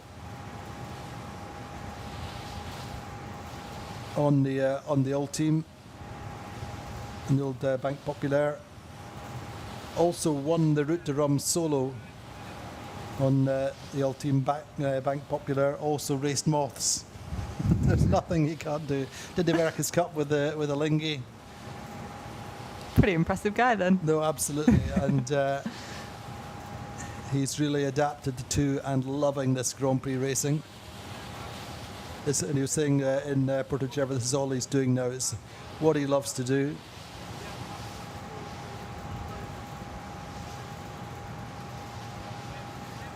And Sled comfortable. So Sled just have to keep things tight, Robbie, to take this race win, you think? Yeah, that's right, Andy. Doing a really smart job on that downwind just to sort of have a loose cover on Paprec. They've obviously jibed back and they're on the ley line into the finish, but yeah, very tidy job from now just to keep things under control and sort of protect the boat. There'll just be one run into the finish, but really, really strong opening race from Sled. Really, really well sailed. They're all at the back of the bus there, Casey, aren't they? It's like they're pushing each other out the back. Yeah, pretty much. It's like stacked. It's like a bus stop, isn't it? But they're so super cool, it's just like they could be doing anything. They're just focused on that finish line, waiting for the first winning gun here in Lanzarote. 'Twas ever thus. They are the dominant team this far, and clearly the team cycling yesterday is the key catalyst that's contributed to their first race win. But I love it. It's they're the very antithesis of some other teams. They're very low key. As you see, the boat is perfectly white, no graphics, no nothing. And as they come through the finish line, take the first race win here in Lanzarote. Well, it was expected they were the top seed for this regatta. They're excellent in the breeze, have proved that consistently, winning the World Championships in 2021 and clinching the season title in 2021 in Palma in big breezes in November. And so too Paprec, then Loic Perron just giving the round of applause to the team. And you got to love them. You know, hands in the air, big celebrations for Paprec. You know, they've been disappointed this season. You know, it's not gone the way they wanted. They've upped their game in terms of their the actual program. They've invested more with new sales and everything else, but it's not been how they wanted it. But they've been certainly anticipating this regatta in particular, getting into the big breeze. So they delivered in race 1 with that second. They were in contention, but also Alpha Plus then coming through. I think. Disappointed, a really bitter final day for them in Porto Cervo, missing out on the world title on the last day. But I think, Katie, they'll be happy with third there, wouldn't you? Yeah, I think so. I mean, yeah, top 3, top 5 on a day like today, if they can just keep that consistent and keep chipping away with that, I think, yeah, they'd be happy. I think I'd definitely take a third in the first regatta of the first race of a windy regatta. Oh, super tight finish. Just, getting into a little bit of a broaching situation as they chase Allegra through the finish line. They may lose out to Platoon, but that was a little bit overheated for the No Way Back just momentarily, but they managed to hold on there. But come through for 5th place. Allegra getting 4th. In the end, No Way Back 5th. Platoon Aviation gets 6th, which is not terrible considering that they lost the kite in the middle of the on the first run. I think you take that as a comeback if you lost a kite, for sure. For it's sure. definitely a counter. As you said, Katie, they were ready. They had probably discussed what the possibilities, what the needs were if they lost the kite, and they clicked into Plan B fairly quickly. Gladiator then just. A little bit messy and all over the place at the moment as they come out of that jibe. Simon Fry, they're just sorting out the kite as they come downwind. Still got boats to fight against. There's Vayu. Looks like, right to the wire on the finish line. Think maybe Vayu just got there. No, actually Gladiator get there for 8th. 9th is Vayu. But look at that. This is what we came to Lanzarote for. A little bit hazy, Katie. We're not getting the sunshine that you would hope for. But these are typical summer trade wind conditions here in the Canary Islands. And still, we've got a head-to-head with Teasing Machine and Pravetsa coming through the finish line. It's all to play for. Teasing Machine just getting there and no more. Getting 10th, Pravetsa get 11th. But it's tough, isn't it? It's really, you got to keep your head up and keep pushing right to the finish line, Robbie, don't you? Still got boats. Yeah, that's right, Andy. It's definitely top-end conditions, so just need to, all these crews just need to keep their heads down going into the second race. It would have been hard work, especially for these downwinds, and wow, there's definitely nothing in it out on the water here. There's nothing in it. I mean, it's avoiding the small mistakes that become big mistakes, which we saw that with Trinity losing their kite, shredding a kite, and that's cost them. They're in 12th place at the moment. We've no Caballo, with no Crioula. Crioula didn't manage to start that race, but. Really fantastic racing, high adrenaline, maximum power, great speeds downwind, and it's all about not making mistakes. But Katie, your thoughts on that race? It was one off the start line with that port tack start from Sled. Yeah, for sure. I mean, yeah, high risk, high reward, and we say high risk, but it's not really, is it? No, well, Seems it. Because again, they made it look relatively easy because they had a high angle coming off the pin end of the line was key, but they could still have tacked underneath Platoon Aviation if they'd wanted to and led out to the left. It wouldn't have been horrendous, but they clearly had done the numbers. They knew what angles they'd sail at, and as much as anything, they didn't really telegraph what they were doing. They were looking like they'd potentially start at the pin end of the line, but it wasn't obvious that they were going to go for it on port. But Robbie, that race won first sled off the that port tack start. Yeah, amazing, Andy. They really timed it well, and we mentioned they didn't have anyone around them. All the other boats were at that starboard end of the line, so really well done for sled noticing that left-hand shift and executing it perfectly. They got that first advantage, and they definitely held on, Andy. Indeed, and Paprec sailed well from their more coming out of the group, but they had a good start, Robbie, didn't they? The French team. Yeah, that's right. They did as well. They were sort of the best of that bunch at that boat end, and they did a nice job of getting onto port tack early as well. So they definitely had a bit of an advantage over the fleet in that aspect, and they had a nice lane on port tack up into Mark 1, and they also did a good job of continuing that around that racetrack. But it'll be interesting to see the strategy and the decisions for this next start, to see if everyone will pile up at that boat end or potentially take a bit out of Sled's playbook and be further out to this pin end. And what did you feel there, Robbie? Do you think there was a pin bias, a pin end bias, or was a little bit of left shift, do we think? What's the consensus, Katie and Robbie? Yeah.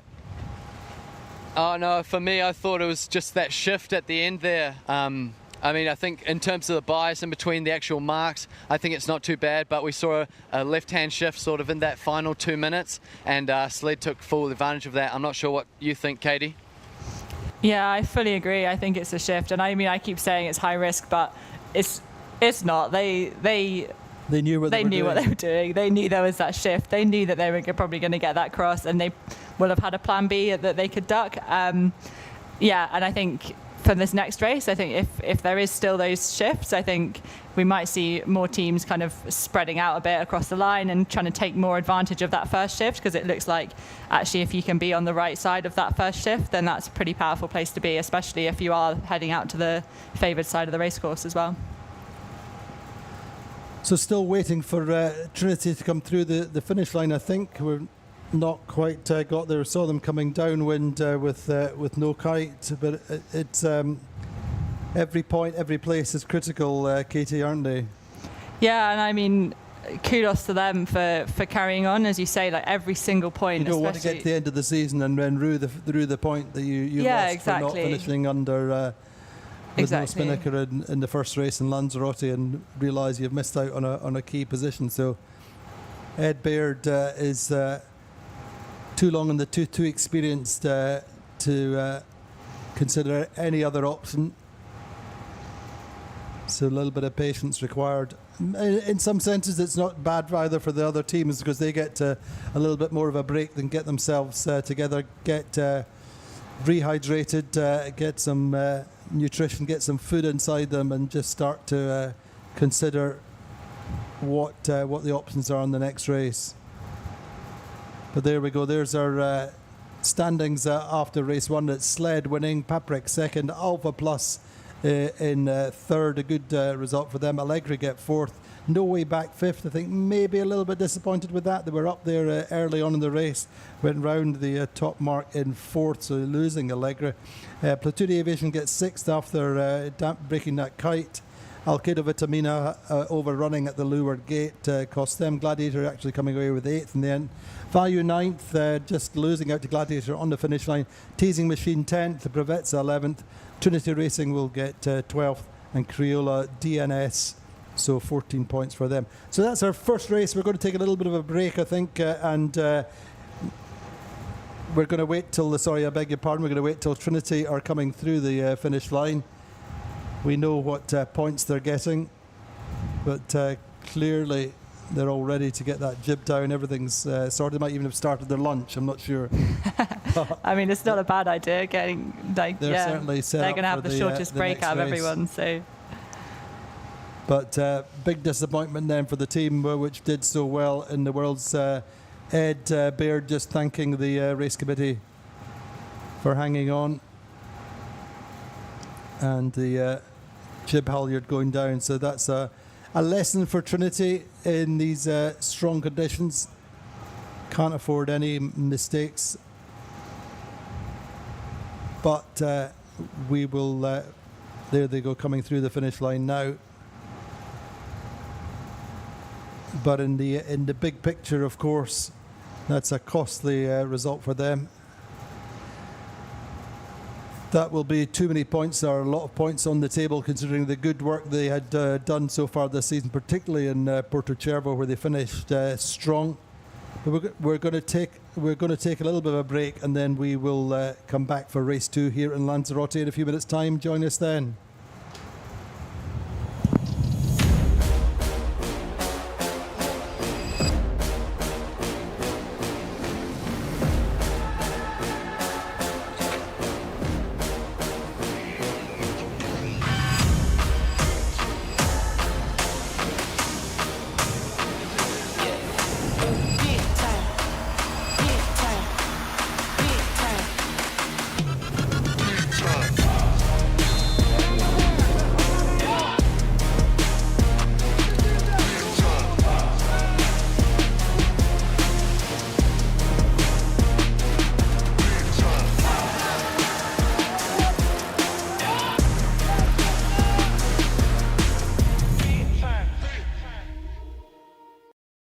At Palm Beach Motor Yachts, we build for those who lead.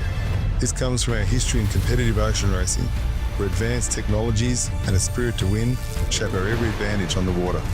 We carry those lessons into every motor yacht that we design and build, using efficient and balanced hulls to deliver performance that feels effortless. Paired with meticulous craftsmanship and engineering, it creates a quiet confidence you can sense the moment you take the helm. Palm Beach Motor Yachts, from ocean racing innovation to cruising perfection.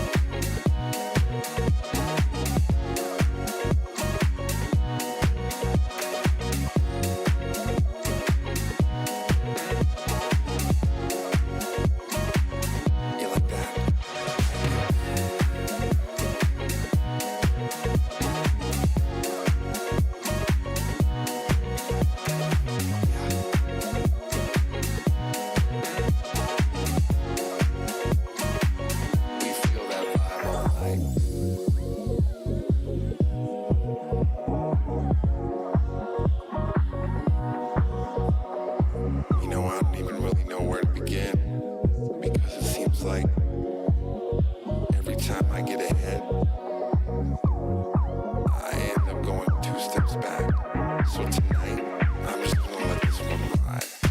You know what I mean?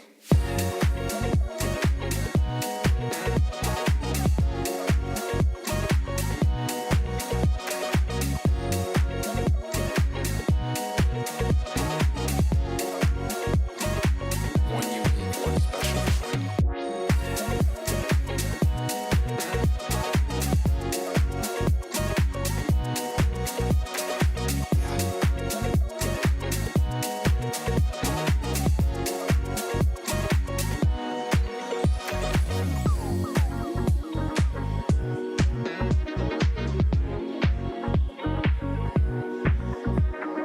No matter where you're from, all around the world, it's one unique, one special vibe. Let your spirit rise. Let your spirit rise. Let your spirit rise. Let your spirit rise.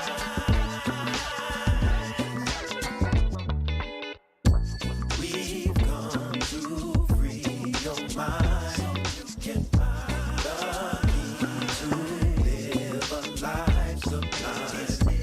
You give all you can give and live your life like it's a gift. If you wanna find your place, you got to leave your space.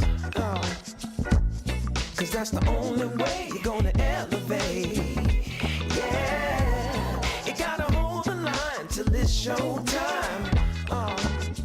Yeah, and just let your spirit shine. Well, sometimes there ain't no easy way to say all the things that we need to say. And we spend so much time looking for the easy road when all we need is right there in our soul.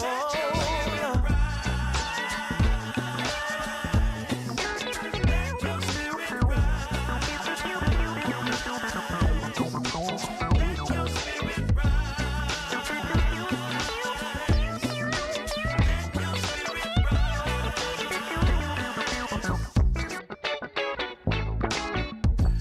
You've got to free your power, 'cause your life is like a flower. Your heart share what's inside. Say, what good is life if all you do is hide? Oh yeah, you gotta shine your light for the world to see. And let everything be what it's gonna be. Yeah, listen to your voice and make up your choice. And just let your spirit shine. Well, sometimes there ain't no easy way to say all the things that we need to say. We spend so much time looking for the easy road when all we need is right there.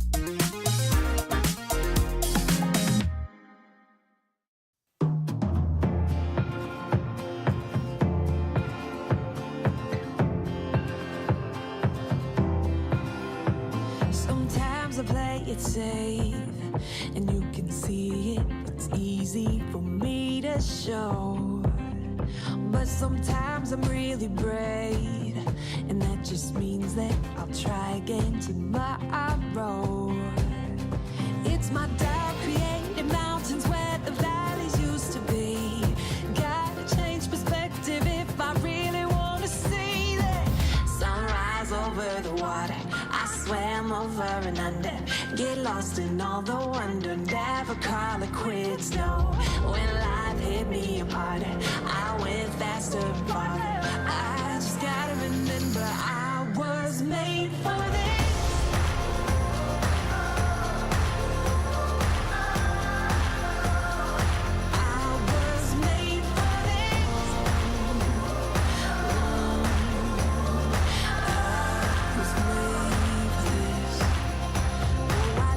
Among the waves, let them take me as far as they want to go. And it's time for me to say, they won't break me, I'm braver than I know. It's my doubt created mountains where the valleys used to be. Gotta change perspective if I really wanna see it. Sunrise over the water, I swam over and under. Get lost in all the wonder, never call it quits, no. When life hit me apart, I went faster and farther.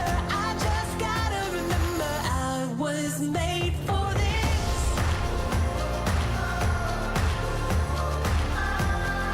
Oh, such a time as this.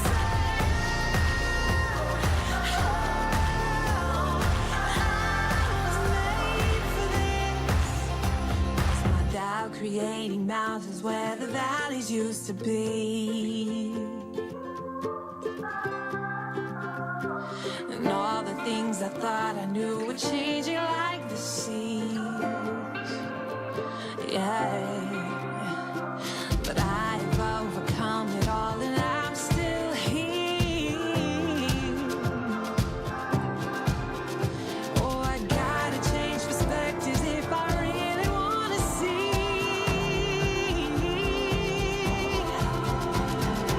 Sunrise over the water, I swam over and under. Get lost in all the wonder, never call it quits, no. When life hit me apart, I went faster and farther. I just gotta remember I was made for this.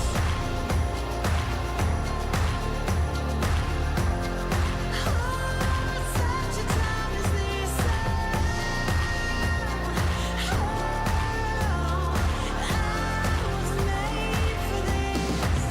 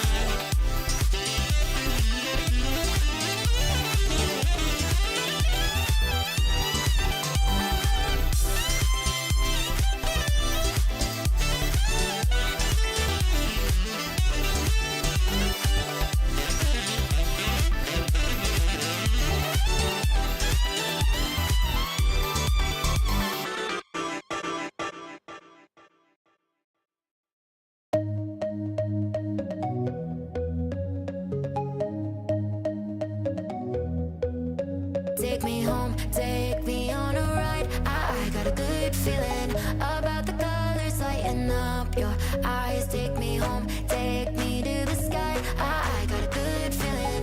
Tell me the only thing you are is mine now. Na na na na na na. I got a good feeling. Na na na na na.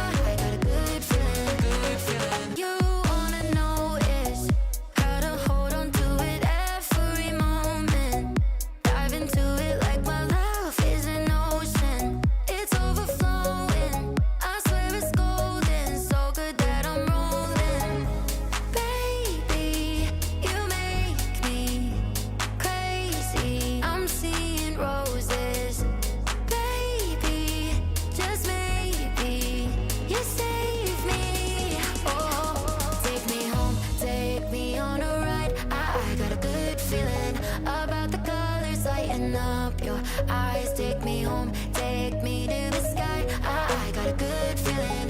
Tell me the only thing you are is mine. Take me home, take me on a ride. I got a good feeling about the colors lighting up. Your eyes take me home, take me to the sky. I got a good feeling. Tell me the only thing you are is mine now.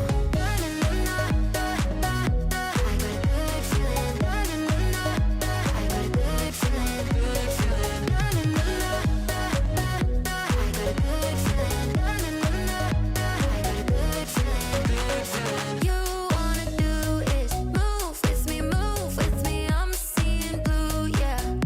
In a disco-colored room, hearts are blooming. It's so consuming. Love what you're doing, so good that I'm doomed, yeah. Baby, you make me crazy. I'm seeing roses. Baby, just maybe you save me. Oh, take me home, take me on a ride. I got a good feeling about the colors lighting up. Your eyes take me home, take me to the sky. I got a good feeling. Tell me the only thing you are is mine now.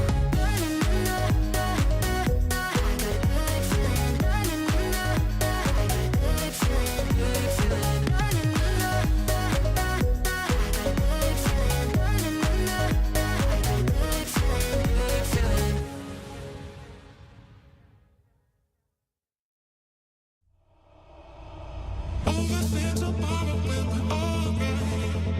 That's when we forget just who we are.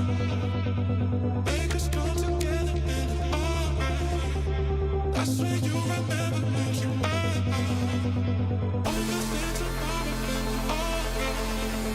That's when we forget just who we are. Make us come together and alright. That's when you remember who you are. Overthink tomorrow and alright.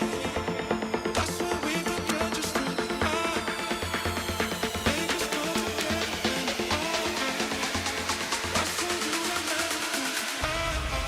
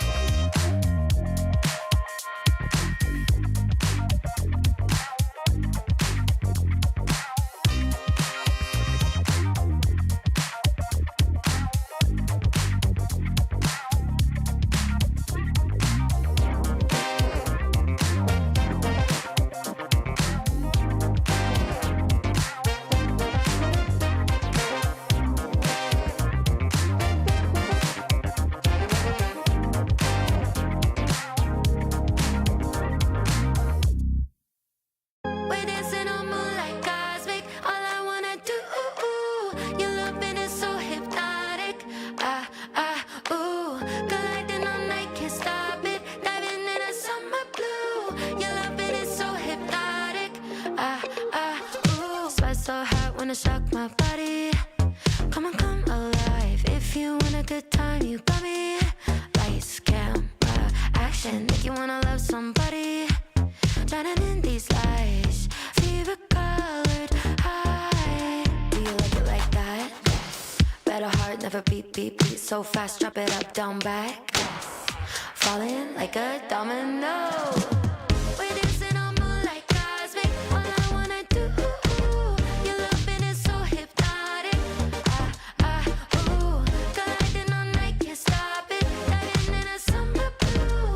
Your loving is so hypnotic.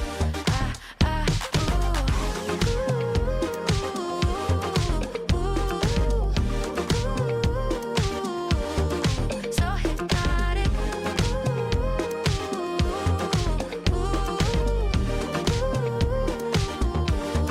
So hypnotic. There's no stress, having one too many of a drink like you. If you want a good time, come get me.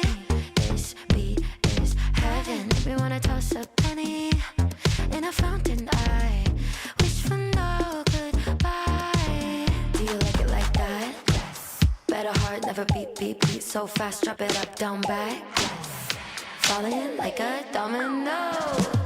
We're dancing on moonlight cosmic. All I wanna do, your loving is so hypnotic.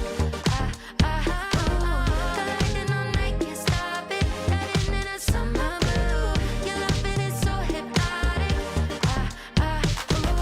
Can't get enough, can't get enough. Your loving, can't get enough, can't get enough, can't get enough. So hypnotic, can't get enough, can't get enough.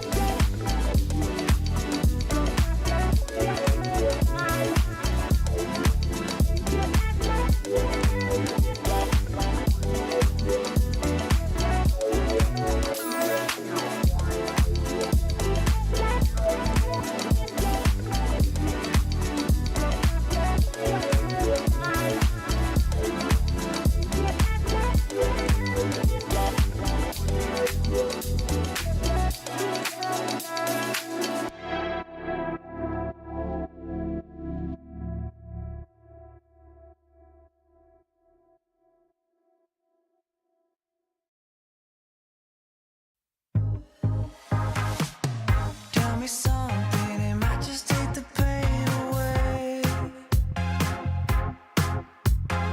See, I've been thinking a million things I want to say. Now I'm looking in your eyes, but I'm wandering to your lips.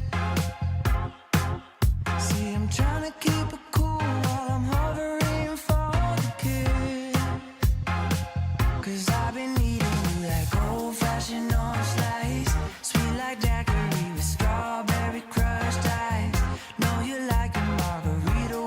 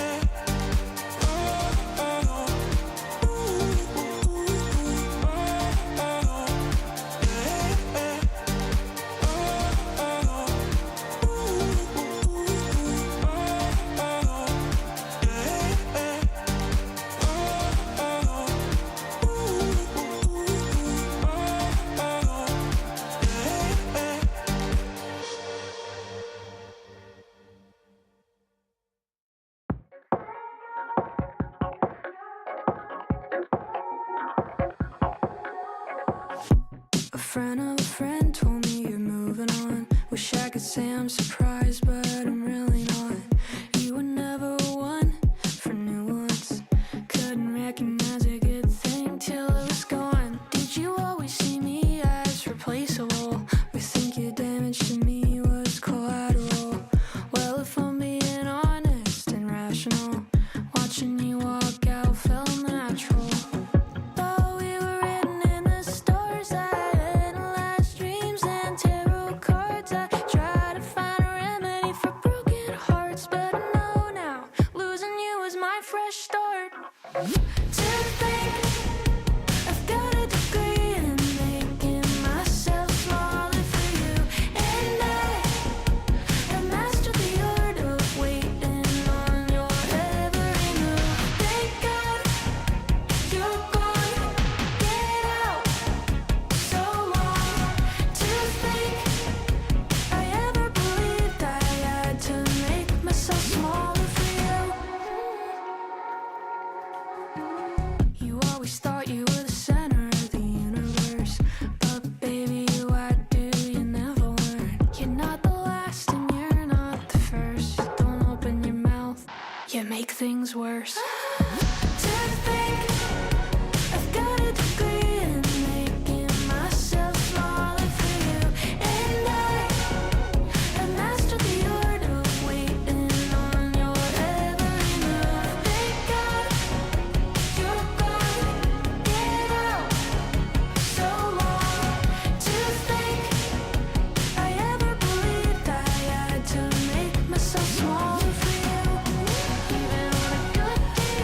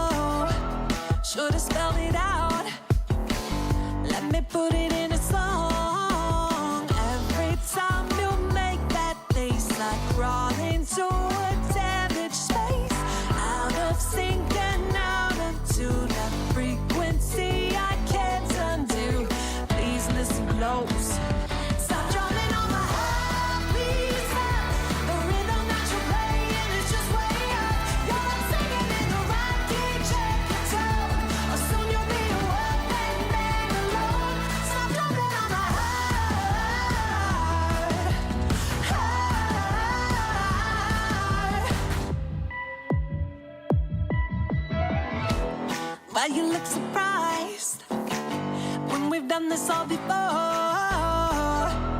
I'm not sure the highs really make up for the lows. When words don't work and I get hurt somehow, I feel like I'm the worst. Manipulation overload, but babe, this time I'll steal the show. Please listen close.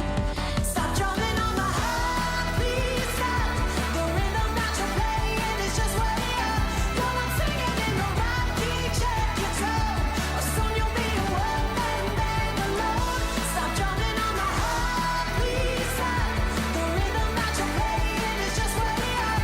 You're not singing in the right key, check your tone, or soon you'll be a one-man band alone. Stop drumming on my heart.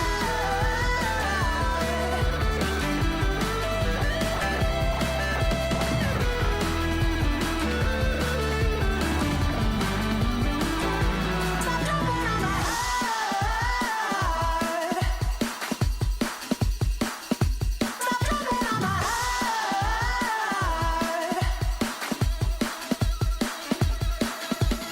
Out of sync and out of touch, and maybe even out of love. Stop drumming on my heart, please stop. Got me black and blue, making me wanna walk. You're not singing in the right key, check your tone, or soon you'll be a one-man band alone. Stop drumming on my heart, please stop. The rhythm that you're playing is just way up. You're not singing in the right key, check your tone, or soon you'll be a one-man band alone. Stop drumming on my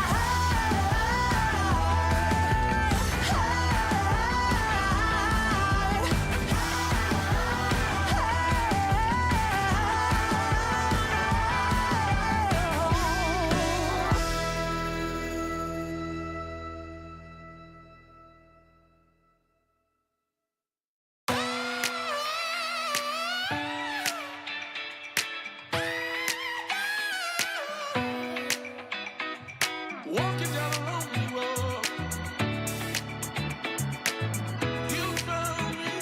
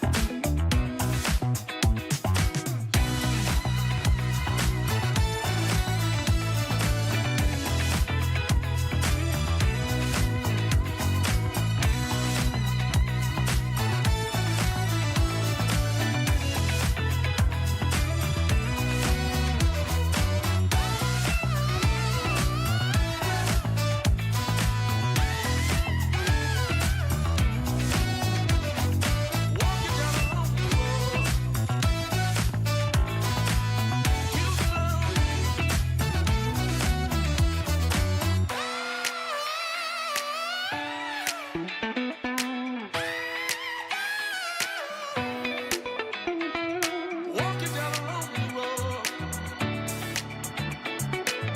you found me.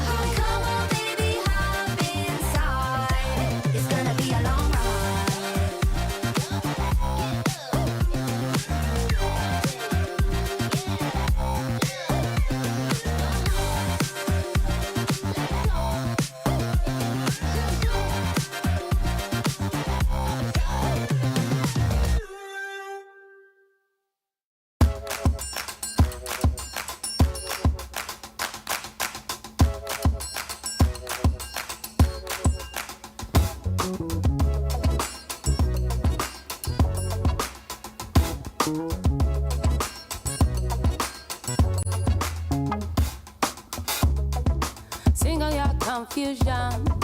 Great brave woman, laughing to illusion. You're not afraid to die, you know dying is alone. Down or up, you're still alone. Laughing or crying, you roll alone. How do you do it? You know I come from pain. You say I can't complain. It's on me. The past is long gone, and the future's unknown. You are telling me, you tell me. You are telling me, you tell me.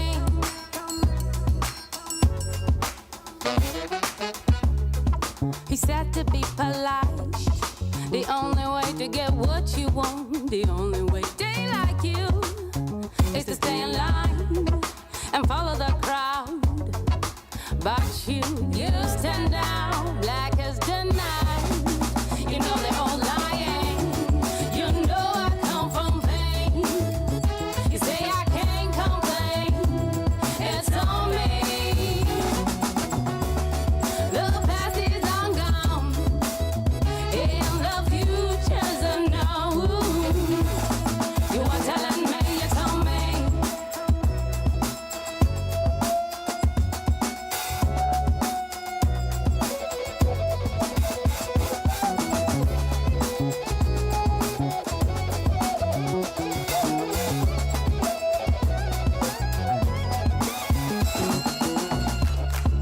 Climbing to your bright future, even though you're dying.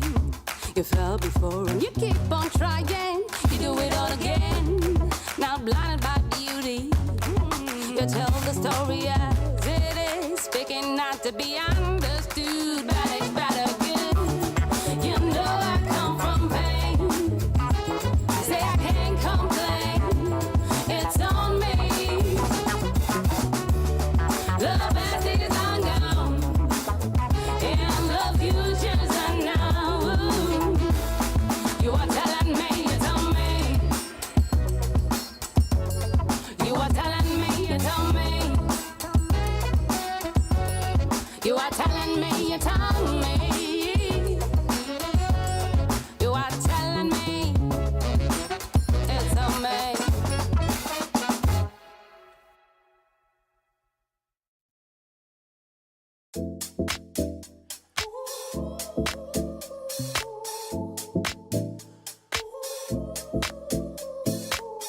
In the bed you sound so musical. In the club you scream. God like gaze, you're so beautiful, but you're not for me. I can't sleep lately. I'm just trying to find peace. Classic melodies. I just wanna be free. I'm sorry, darling, I can't breathe. There's no room for us. There's no room for us. I said, darling, can you see? There's no room for us. There's no room. Now our lives are changing. Promises keep slipping. And I always knew it wasn't you. It wasn't you. Now our lives are changing. Promises keep slipping. And I always knew it wasn't you. It wasn't you.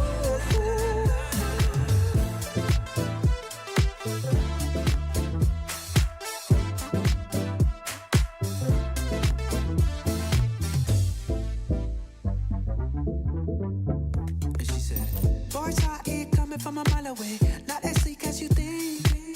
DMs early in the AMs, I'm not Becky from the street. All this time, baby, our love was so deep. You can't sleep lately, but what about me? I'm sorry, darling, I can't breathe. There's no room for us. There's no room for us. I said, darling, can you see? There's no room for us. There's no room. Now our lives are changing. Promises keep slipping. And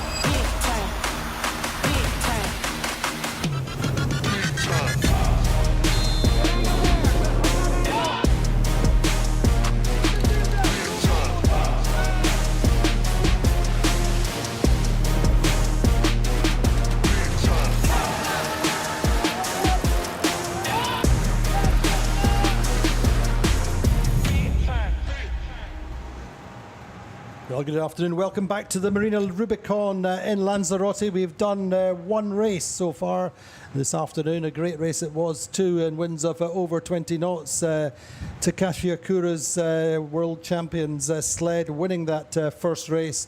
The circuit leaders won both regattas so far this season and setting out their stall for this event straight off with a great port tack start, crossing the fleet, leading round every mark to finish first. So they set up for the second race. Robbie McCutcheon on the water with a little bit of a delay to try and get the race course, the race start area to the marks to hold.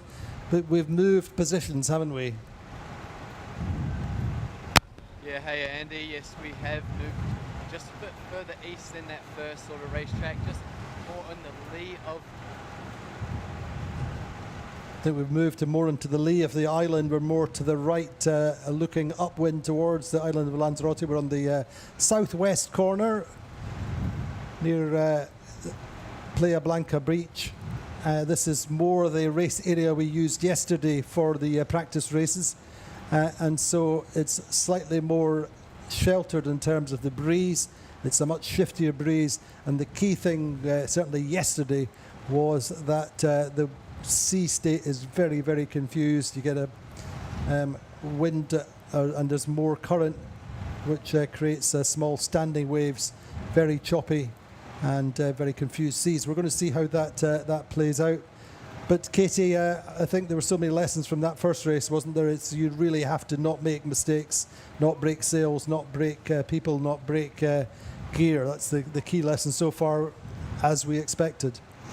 Yeah, for sure. I think, I mean, these teams have had quite a big break. I think I'd probably been making sure, like, everyone kind of getting everyone to go over their areas, make sure that all of the parts of, like, the kind of equipment is all ready to go, making sure it's looking like it's not about to kind of break at all.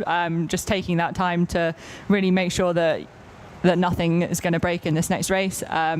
There's so much to play for out there. You have, there was plenty of people that kind of came back from breakages and things like that, or like issues with their kites, and they still came back and got mid-fleet results, which are very much counters. And I think that they will be counters, because I think it's going to be potentially quite a high-scoring regatta with the breeze as windy as it is. I think there's going to be, I'd be very surprised if there was a team that didn't have some kind of issue at some point during the week. So I think there's going to be some big scores. It's just about minimising those and really kind of staying in the race where you can. So we've got just over a minute to go before the start of race 2. Do the teams start to become kind of acclimatised to the breeze? It becomes normal to a certain extent, always racing in winds of over 20 knots? Yeah, I think so. I think you kind of, the first day in 20 knots, especially if you've not sailed in big breeze in a while, it's always... it can be a shock to the system, but the more they sail in it, the more comfortable they'll get, the more it'll become familiar again. So I think, you'll see teams. It's the timing and the loads, isn't it? Absolutely. And you get used to that and the movement of the boat. So we're looking at the setup for the start of race 2. What are we seeing? We're seeing Gladiator at the committee boat end of the line. What else are you seeing in terms of positioning? Looking like we've got Crioula back. We know that they had an injury to a crew member, unfortunately, setting up beside Pravetsa. Just aware of them as Vayu, then I think we have Teasing Machine more in the middle of the line. Who's up at the committee boat end of the line towards the right? We've got Paprec up there, Katie, as well, don't we? Yeah, Trinity. You got Paprec and Gladiator both favouring that starboard end. I think we'll see if Gladiator ends up getting pinned out, but they always seem to favour that start. Couple more of the boats, Sled, for example, is kind of more middle of the pack, potentially looking like they might just be able to punch out of that start. Quite a nice start from them for me. They're getting off the pin end of the line, but just having to shoot the pin end mark is never quick, but they have got the position that they like. Gladiator seems slow off the committee boat end of the line, but tack out early. Good start from Vayu then. Vayu pushing forward, bow forward on the two boats to their left, which are Crioula and also Pravetsa. Crioula bow forward on them. Not such a great start for Alkedo Vitamina. Teasing Machine seem to have a nice lane, and then we're seeing No Way Back tacking out to the right early. Trinity Racing get a solid start. Just to leeward of Teasing Machine. Allegra quite good. But Paprec early leaders, Katie. Yeah, I mean, I think Paprec definitely won that boat end, won the boat end at that start. Again, yeah, they really seem to favour that. I mean, they also were heavily favouring the right-hand side last time upwind. I wouldn't be surprised if we kind of see them tack back at some point in the not too distant future, just to maybe kind of lead the bulk of the fleet back out towards that right-hand side. As you say, it's potentially a bit of a shiftier race course, so it'd be maybe more about playing the shifts as we're kind of more in the lee of the island. Sled a little bit more conservative this time.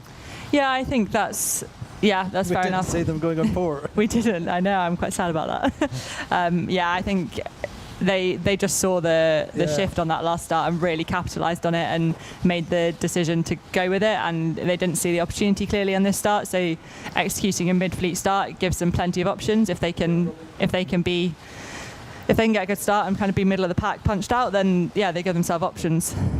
Indeed, but Vayu got away quite nicely. The Whitcraft family going quite well off the start line.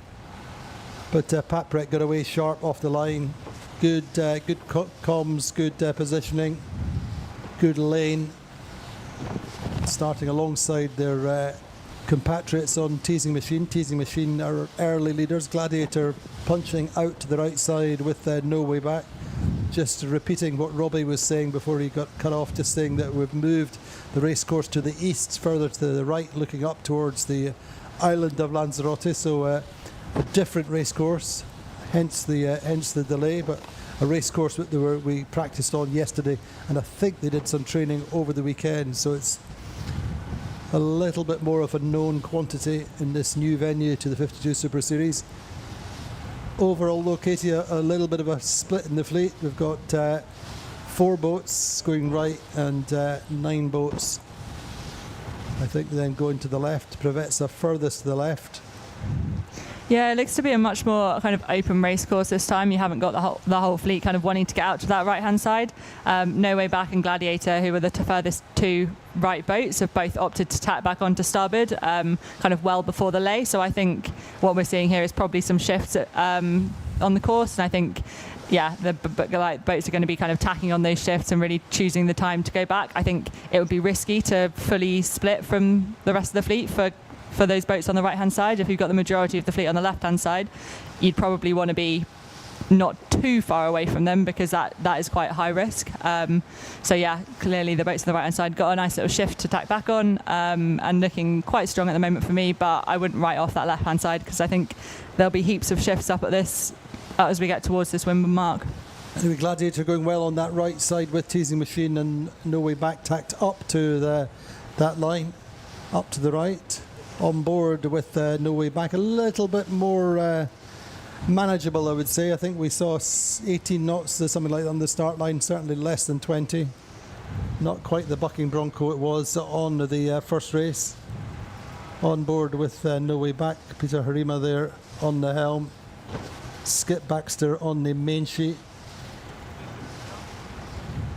And we're watching as Crioula then tried, just the very mention of the word bucking bronco, Crioula doing just that as they close towards Alkedo Vitamina on port, Alkedo crossing. And in the end, Alkedo decided to tack. So Robbie, I just said it doesn't look quite as breezy, but now it does. It's probably got full 20 knots now, have you? Yeah, Andy, it's definitely up there. You know, there's more pressure now than there was in that first race. There's no lack of pressure, and also just being under the lee of the island, there's just less waves. The waves aren't as steep, but there's definitely enough pressure, almost around that 25 knot mark, Andy. Oh, right, there's slightly flatter seas, but the seas are more confused with the breeze wrapping around the island, and also the kind of ocean swell, as it were. Certainly yesterday it was very confused in that area. But Gladiator then our early leader with a Teasing Machine. No Way Back up there, the top 3 boats all out to that right side. On board with the Paprec. Unless I'm very mistaken, we're really using some on-person cameras there. Hope he hadn't fallen over. Until they're looking in the wrong direction. But anyway, live action from on board Paprec, who are now in fourth for the moment. Loic Perron just watching the boats to weather to his left. Looking there, Trinity Racing got out to the right. They're struggling a bit. Robbie, Trinity seem to be struggling a bit out on that right side. Yeah, they do, Andy. It seems that they just sort of didn't have their way off that start line, sort of got forced out to that right-hand side, and it looks like they've just been struggling ever since. Seems to me, just from on the water here, these boats out their left-hand side have really hooked into a nice left-hand shift. We heard from the race committee that the breeze was at 355, so a little bit of a left-hand shift, and these boats out the left-hand side are really paying from it, Andy. They're really benefiting. We'll see whether that works for Provezza. Provezza are furthest to the left, but they are 12th with Vayu and Crioula, Alkedo. But Katie, there just seems to be a little bit of a split breeze at the moment, doesn't there? Seem to be that lift on that left side from what we see on the tracker. Yeah, looking at the tracking, watching Gladiators and No Way Back's tracks, they were kind of going on at a good angle, looked pretty good, and then suddenly it kind of looks like what's a pretty substantial shift to the left. So exactly as Robbie was saying, that left-hand side now looking pretty strong. The boats out to the right-hand side forced to tack, put another tack in. Yeah, and it's actually looking super even, to be honest, for me, across the whole fleet. It's just going to be about which shifts come in and then which side of the shifts you're on. The boats on the right-hand side, if they start to get kind of right-hand shifts, they'll be strong, and it's the opposite for the left-hand side. So, yeah, it's going to be completely on what shifts we get at the top third of this beat. But it's pretty testing conditions going upwind then on board with Allegre, Andy Soriano. Allegre in 7th for the moment, but as Katie said, it's super even. John Kostecki just monitoring the boats to weather to his left side looking upwind. As you can see, we're racing towards the island of Lanzarote. Across our offshore breeze, you can just see the yellow and black bow of No Way Back appearing. Sled actually quite nicely positioned there, Katie, or they were, out to that right side, or right of middle. Yeah, sled kind of looking like they're almost at the arrowhead of the boats coming back across. They look like they're kind of leading the pack, which is a really strong position to be in. If you're exiting a corner on a race course, you more often than not want to be leading out.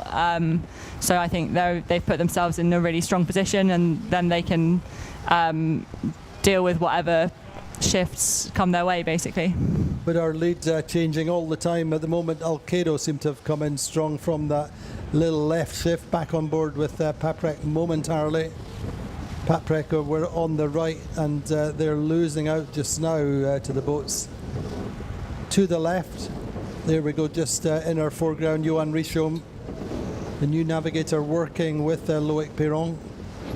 I think probably knowing Yo-Yo as much contributing as strategists. Very, very strong digital sailor, if you like. Johan Richomme is a naval architect, but he's big on performance analysis and data collection with his programs, and a really meticulous boat preparer, as indeed Loic is, as indeed Cedric Chateau is. So they've got so much talent on board in terms of how they set the boat up, and always pushing to get better. But at the moment they seem to have lost out very slightly on that kind of middle right side, and that the left shift coming in. You can just see the angle that Alkedo are sailing at, Katie. They seem to be quite nicely set up. Yeah, I think all these boats out on the left-hand side are looking stronger and stronger for me. All the boats on the right having to now tack and duck most of the fleet. Alkedo looking really strong. If the wind, if they continue to get that left shift all the way up to the mark, then I think that's unusual. I'm not sure. I think that we would expect the right to come in as we get closer to the upwind mark. But yeah, you'd think so. But then I wonder why what's causing it. The boats on the far right. Why are they not carrying out to the to that right-hand side. If it's I wonder it's funny old day. I mean, we have this big piece of mountain at the back of the race course, at the top of the race course, which maybe funnels the breeze round a little bit.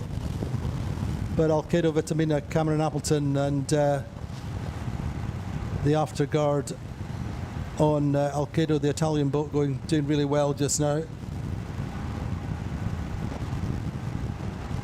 Alvaro Marinho, the 3 times Portuguese Olympian, back on board with the Platoon Aviation. Vasco calling the tack there. Not happy with where they were, Katie, I don't think. Yeah, I think they looked like they were in a potentially a bit of a tricky spot on sled with a bit of a tricky tight lane, and I don't think you want to be in tight lanes. If it's slightly less wavy, the tack loss will be less, so you can afford to maybe put some more manoeuvres in. So I think just getting out of that tight lane and being able to say, let's keep your averages high, your speed averages high, and then I think that's probably a good call from them.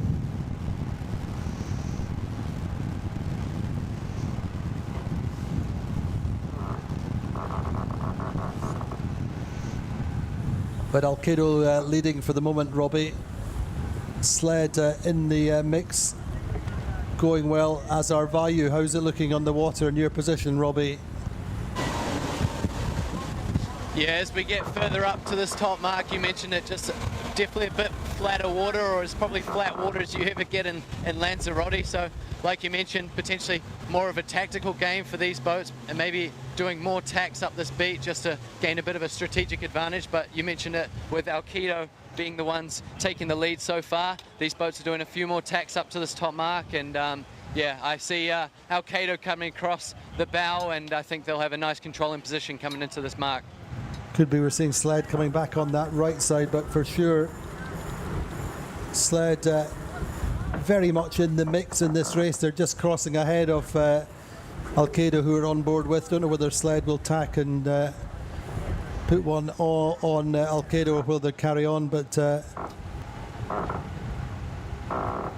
interesting being on board there with Alkedo. They have Alvaro Marinho then is very much a strategist, and Cam is the tactician, but it's interesting, he's very, very much in the ear of Andrea Lacorte, isn't he? He's really telling him everything that he wants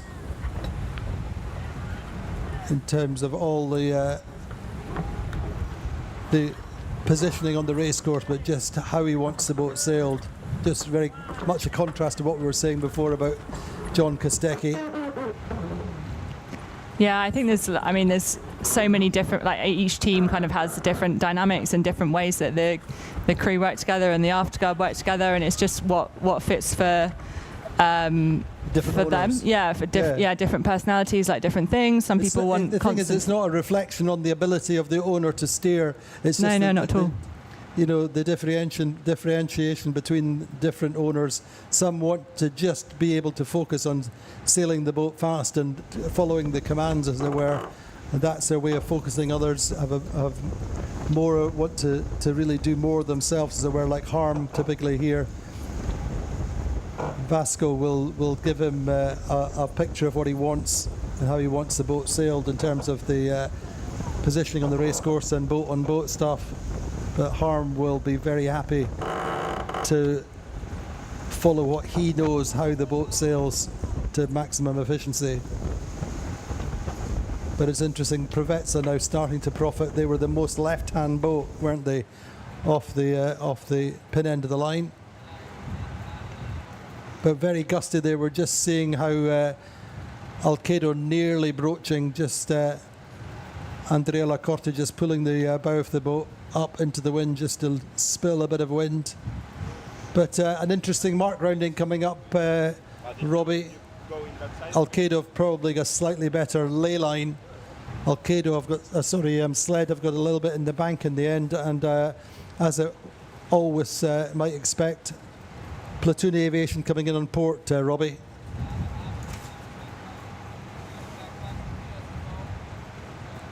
To see if Alkedo Vitamina do.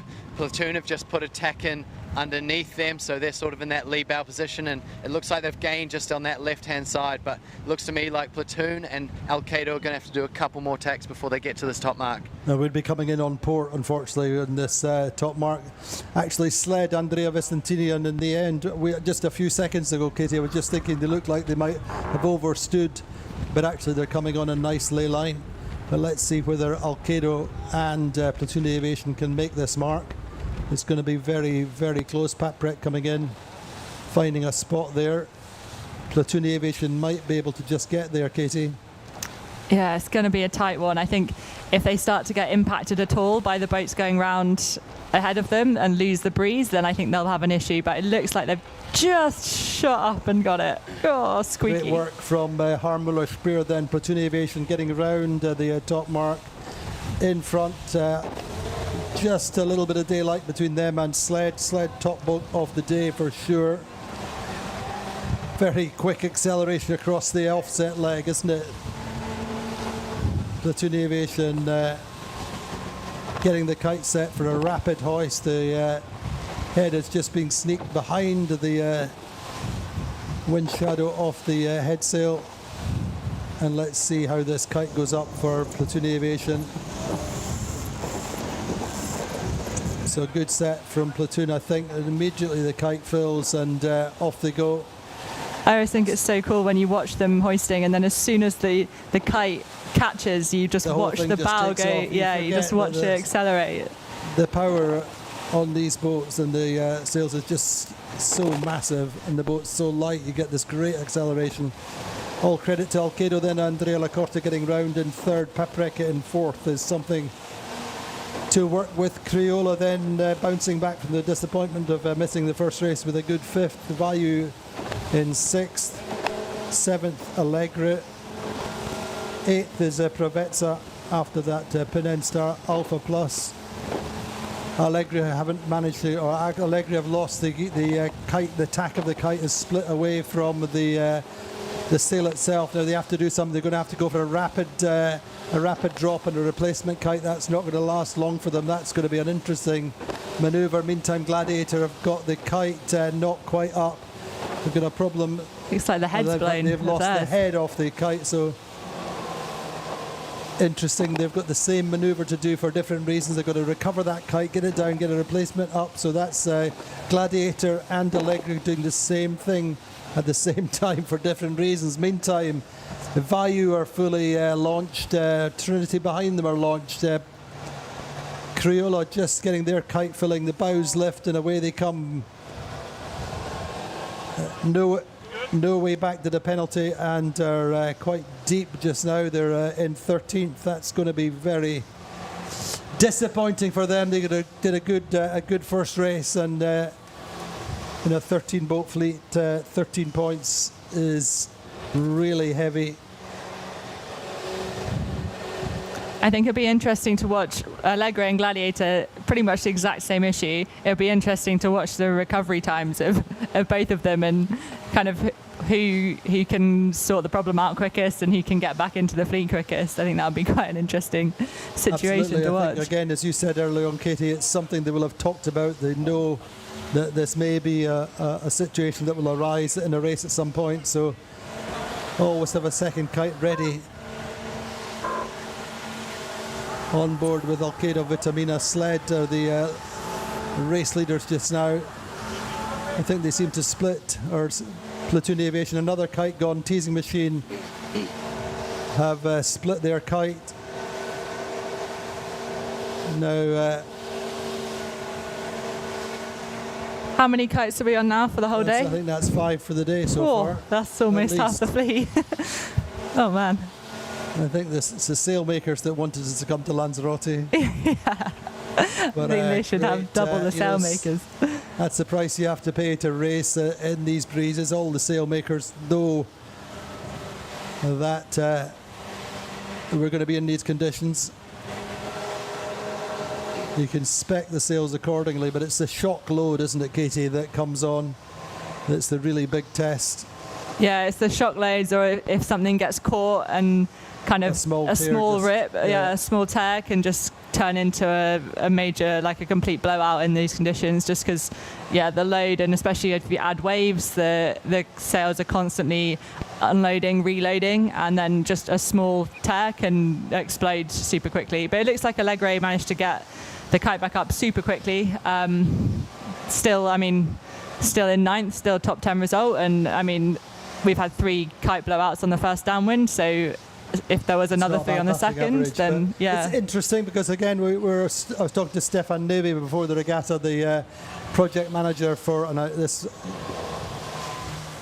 don't want to be the curse of the commentator just watching that blue kite that it's still intact, but he said that the thing that cost them last year and has cost them in the past is losing sails, and so they are going to be very, very conservative as Alkedo complete their jibe. It's kind of a tricky one with the sails and kites, because it's, I mean, what can you do almost? Like, you kind of just got to, especially with the kites on the downwind, like, you can check that they're okay, you can check that they've not got any tears in them, but also if you go too conservative with it, then you lose places anyway. So it's a really tricky one to manage, I think. We've got a great race in our hands then in the meantime between Platoon, Sled, Paprec and Alkedo. All 4 of them have sailed an immaculate race so far. No mistakes, no damage, no breakages. And Platoon Aviation going really well as the race leaders, but only by about 25 metres. Crioula at full chat. Platoon Aviation jibing in front of Paprec. Platoon Aviation just getting the kite across. The key thing there is really not to overload the kite coming out of the jibe, but at the same time flogging it is not quick. No, that was a Paprec were really... able to attack there with a full kite rolling over the top of Platoon Aviation. That was a really critical jibe, that was not the time to be messing up a jibe. On board with the Paprec. They should make this into a VR game. Such cool footage. Great shots from on board, and they just rolled round the bow of Platoon Aviation. Alkedo Vitamina, though, are the pace leaders for just now. That was really epic by Fantastic Paprec to be able to roll over the top. You saw love these onboard shots with that's so cool. With Paprec. You absolutely feel like you're on board, don't you? Yeah, I don't feel FOMO when I'm watching Paprec, because it's like really? I'm there. I'm basically living it with them. No, completely. Except we don't understand what they're saying. No. Anyway, it's super close between the blue boats, Paprec and Alkedo. Alkedo with the race lead for the moment. Andrea Lacorte's Italian, more and increasingly Italian team, chased by the Germans on Platoon Aviation, right behind. Italian sailing hero Vasco Vascotto, of course, the tactician on board Platoon Aviation. And just to weather, or just to the left, coming downwind. But Paprec then absolutely smoking. Yeah, their speeds downwind are just, I mean, as we've kind of been talking about, I think their offshore experience really shows on the downwinds. Their speeds are consistently like super high. I think they're so confident. I've said this before, but I think the thing is, we see this for a 20-minute or 15-minute run, and Cedric Chateau will race across the Atlantic in a 40-foot Class 40 on the helm for hours at a time, and that is what makes a difference on a day like this, I think. Yeah, for sure. It's the hours he's spent. Anyway, they are leading at the moment from Alkedo Vitamina. Robbie, talk us through this drop from Paprec as they take the race lead. They've done a really nice job on that downwind, and they've set themselves up nicely for this marked rounding. They're going to take a left-hand turn, and it's nice and easy for them. And like Sled behind them, they got their kite down quick enough as well. Alkedo Vitamina going around the gate mark, the other gate mark at the same time as them, so they had a really nice downwind as well. It looks to me like all these teams got the kite away safe, and they're doing really nice drops to head back upwind, Andy. Indeed, Platoon Aviation coming round now. The Thai team in all kinds of trouble there. The kite is not dropped. The head sail is not in, and they look like they might be Yeah, I think that's potentially going to roll into attack, which would just be the biggest disaster. However, the kite is still in one piece. Meantime, Crioula getting round. Vayu then in all kinds of problems. They really have to focus on getting that kite in, and not only getting it in, but trying to get it in one piece is a win, isn't it, Katie? Yeah, for sure. I think if you don't get the kite all like in far enough, or I mean, it looked like they just didn't get it in enough, and then as soon as they head upwind, the kite catches and then blows off the side of the boat. So that was costly for them. But as you say, like if they can get it, do a manual drop, everyone, all hands on deck, kind of like pulling the kite in. If they can get it on the boat in one piece and just get back in the race, then I think they should be good.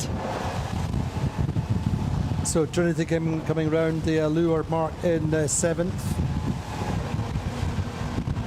Then Alpha Plus in 8th, Allegra down in 9th.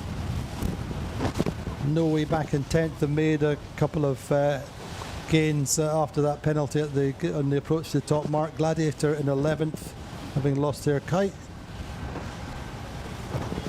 But once again, the fleet is kind of split between those who've had problems or penalties and those who have so far sailed a solid race, not made any big mistakes or had problems. And Paprec actually quite nicely set up there, Casey, on that right side. You would think. Yeah. Aviation to leeward of them. I think they had a really nice. They had a bit of space on the downwind. Got to choose which way they went around the mark. I mean, a full split with Alkedo, but it looks like they're kind of coming out in front, and it's interesting that both teams are kind of opting to come back towards the middle of the course, which I think is sensible when it's super shifty like this. Just chatting away on the rail there. And there we go. There's Johan Rischom then on the doing something which is new to him, certainly new to him recently, hiking.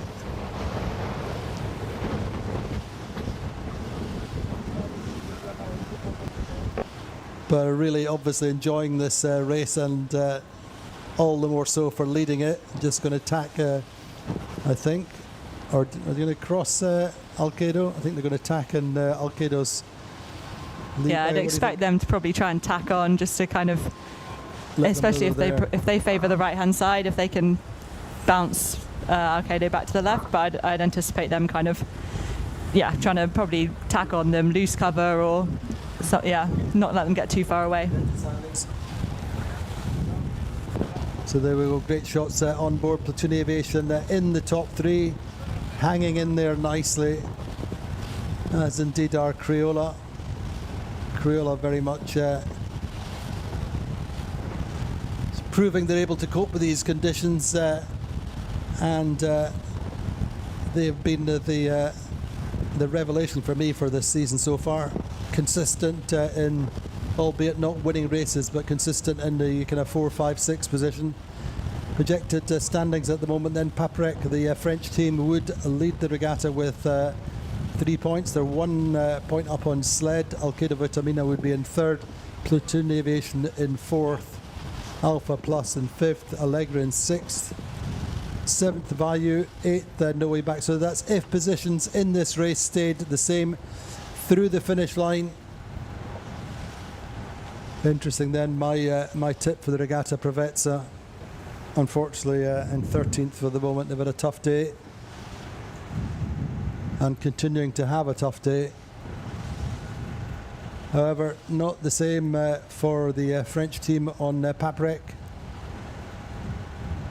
I'm sure I said they were going to win the regatta, absolutely sure. Yeah, I think I had that.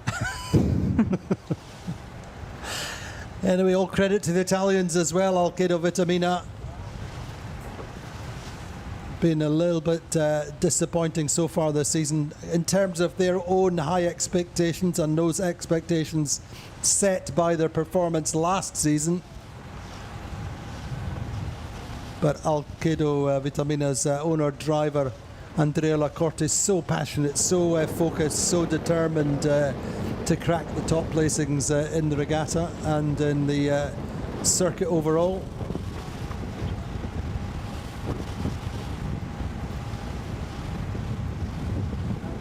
In the on pain board cave with there, Patrick. hiking. I don't know if you remember this, Katie, but Clement Beister, one of the grinders on Patrick, we used to be the world champion for making seagull squawks, which is a Really? legitimate competition in I the have world. actually heard of this competition. I think I've seen Unfortunately, videos. He's only ever done it once for us, but if he wins the regatta, the deal is that he'll do that on stage at the prize giving. That's my request. That would be quite something. He's almost embarrassed about it, but it is a impressive. rare talent.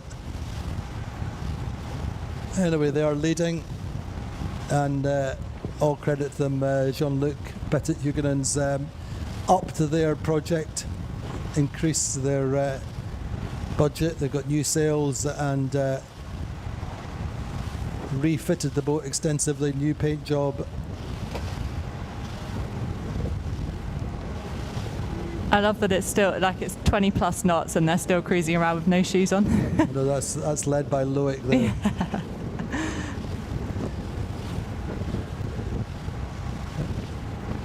But it's interesting again. You speak with Stefan and some of the guys. It's kind of split. A few of the team are from Normandy. They're mostly from Brittany, so this is super warm for them. They're used to the heavy, cold, dense breeze of Brittany. Training out of La Trinité and Lorient in the days gone by. And Patrick, of course, their legacy goes way back to, I think they did the last Admiral's Cup before it was rejuvenated.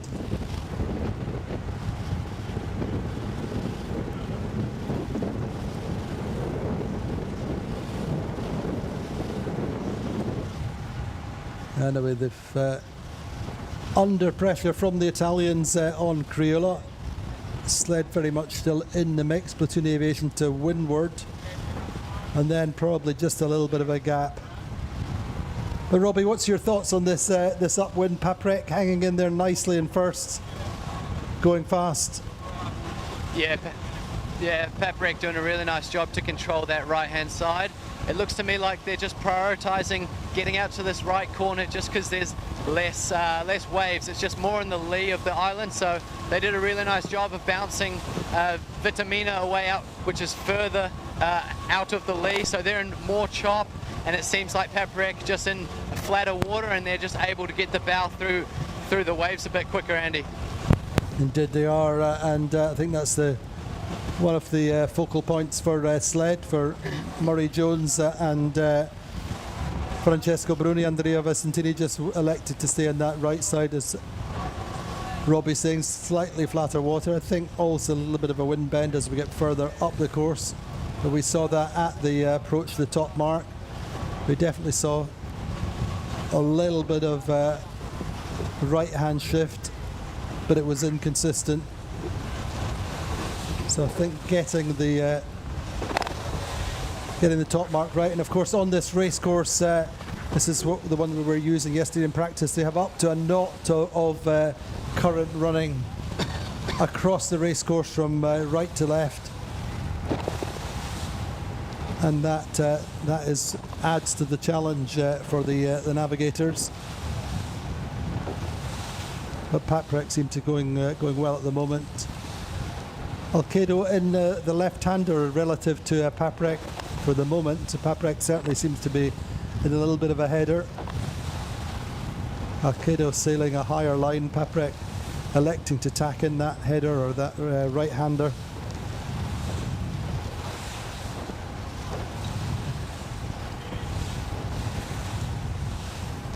The difference in the tracks on a day like today compared to like a flat water light wind day is crazy. You can really see all the little squiggles, and you can see kind of all the shifts, and there's quite a split breeze as well. I think as we just saw, Alkedo had a bit of a lefty, Paprec had a righty. They're both kind of starting to come together, and they're still Paprec in there. Still in a little bit of a right hand breeze. They're still in different breezes.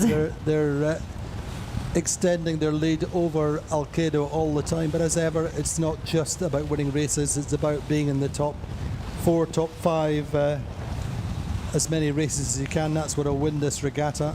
Consistency as well as is king. Not making mistakes or having problems.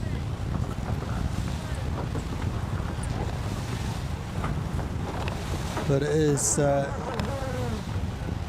very much about getting this race finished and then being ready for tomorrow, making sure the shore team are ready to deal with any small problems, big problems, whatever they are. I'm sure all of these teams will reach the dock with a job list for the boat captains and the shore teams. But I think Paprec and Alkedo have probably called this upwind slightly better. Crioula out on that left side looking upwind, not doing quite as well. Yeah, I think this right-hand side potentially looking like it's No Way Back is ever strong. then chipping away. Yeah, I think No Way Back and Gladiator both kind of making gains up that right-hand side potentially. I mean, it's still plenty. It's probably going to change now that I've said that up at the top of this beat. But yeah, that right-hand side looking like at the moment it's made a bit of a gain, but still plenty of upwind left to do.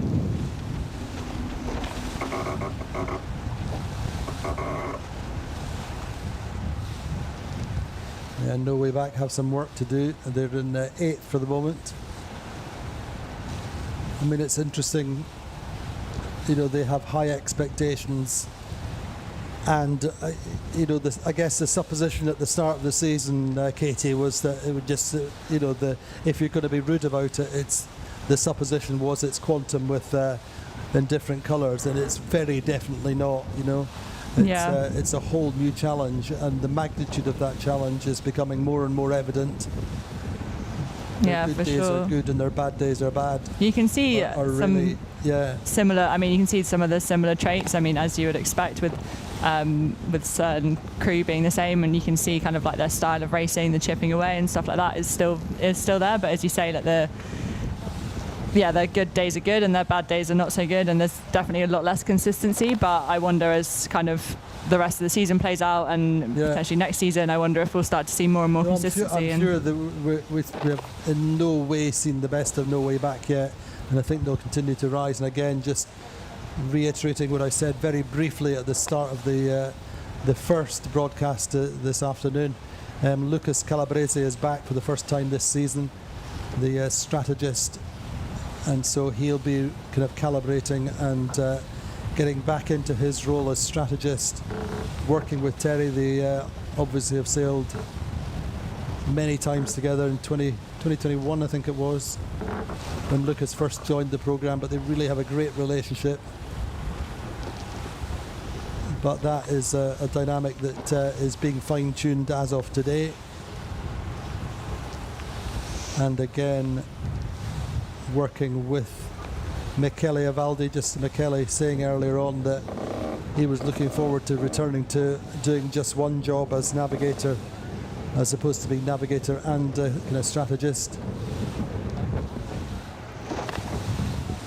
I think Paprec and Alkedo kind of, you can see them kind of battling out a little bit, kind of covering each other and staying quite close together, and they've let Sled get away a little bit further on the right hand side, and I think that's potentially, for a team like Sled, you don't really want to give them any leverage to be able to come back.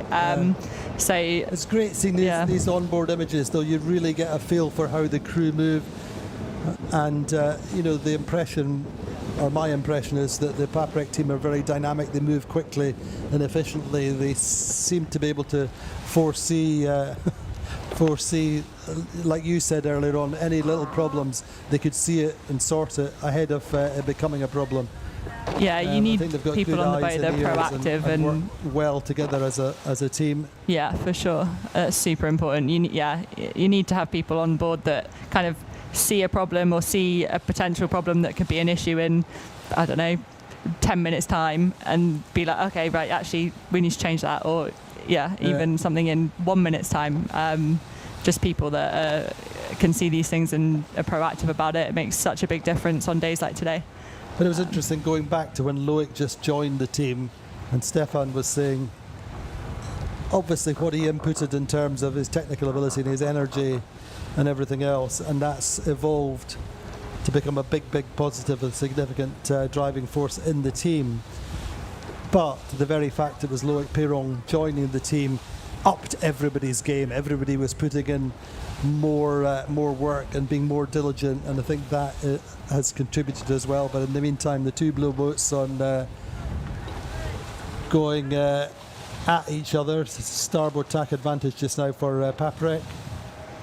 I think it's going to be super close between Paprec, Alkedo and Sled at this At the top mark. Yeah, I mean, Sled definitely kind of got pretty close. There was, I think, a relatively close cross a minute ago with Sled and Alkedo. Paprec and Alkedo, as you can see, like, I mean, within... Umpires there on the spot. Yeah, they're primed Robbie and ready. is very close between the French boat and the Italian boat as they come into the top mark. We've seen Paprec quite... We're just losing. I think we've lost Robbie momentarily, but yeah, we can see that it's going to be all about Alkedo's ley line and whether they can get round inside Paprec. But then, how important is it to get round the mark first? It's all about the downwind, isn't it, Katie?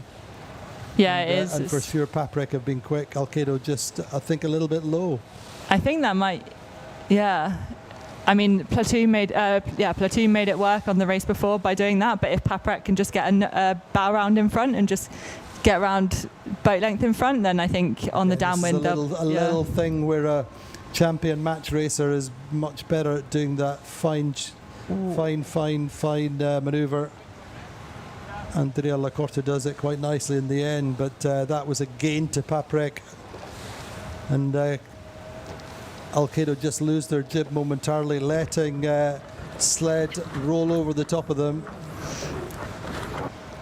That current won't have been helping them either, getting around that mark. I think. Good point. Yeah, taking that into account as well. That's a pretty high-risk manoeuvre to be that underlay going into that mark. So let's watch the Les Bleus, the French team, getting that kite up and setting nicely, not over pressing the boat as it comes up. Just building the acceleration. Don't do anything stupid, although Sled have got themselves through. And Paprec streaking away. Sled not quite able to accelerate as well as Paprec's. And Alkedo putting themselves under pressure, Katie, really, haven't they? Yeah, I think, that just shows the importance of a good windward mark rounding and a good entry. I think you've got to be thinking kind of 2 steps ahead in this stuff, or maybe even 3 steps. Like coming into the mark on such a high angle, you're going to be going really slow, and you're going to open the door for people behind you to kind of roll over the top of you, and that's exactly what happened. And I think it's going to be about them now setting up and trying not to let anyone else pass them, and trying to figure out how they can maybe take Sled back on this downwind. There's so many things required to shoot that mark that way, in this strong breeze with current, and it's not a manoeuvre perhaps they've tested or tried many times before. It's really about communication, anticipation, and knowing how much momentum they need to get round the mark. But in the meantime, Paprec have got away.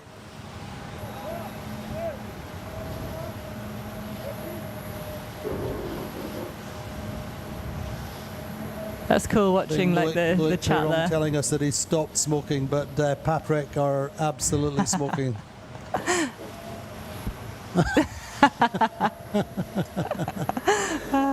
Valentin Sipan then with the beard, an ex-470 youth world champion. Looks like he's calling in the pressure. Winner of the Tour Val. He's very much works as a strategist. You can see working with Loic Perron, I think, with the, unless I'm mistaken, with the old school hand-bearing compass, I think.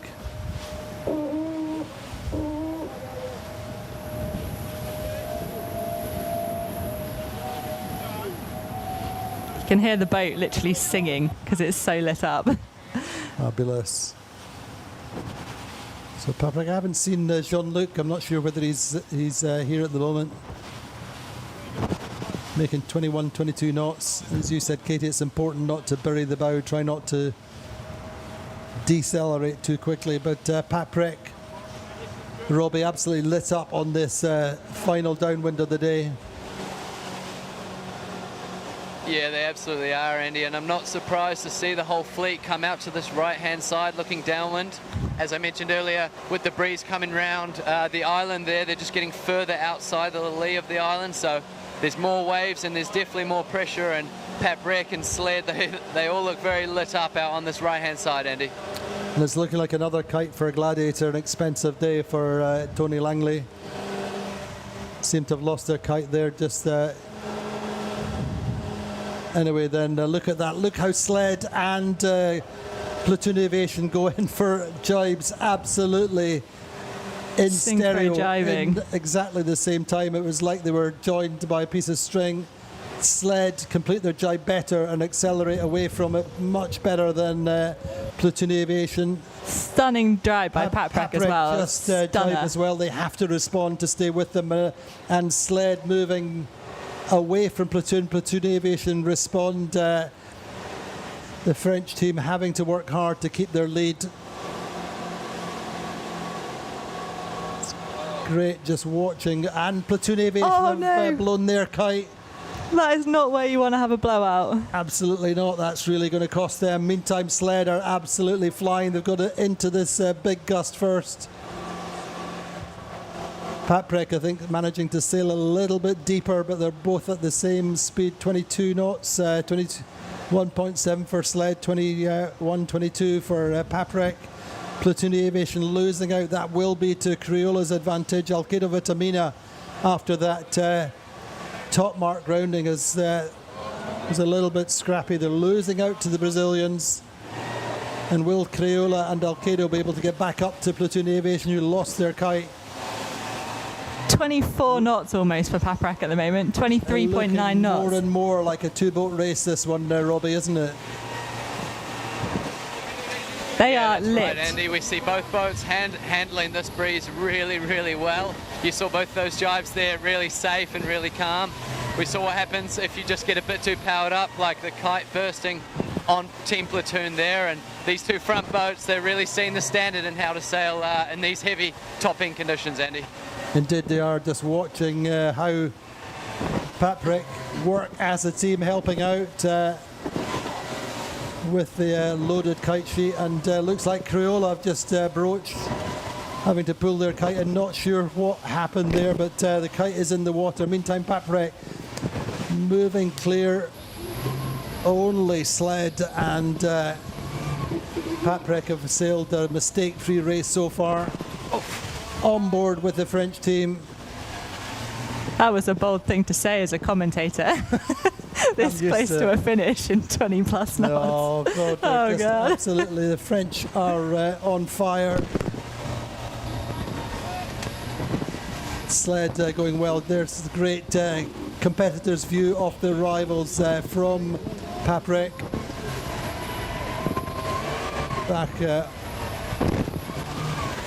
on board.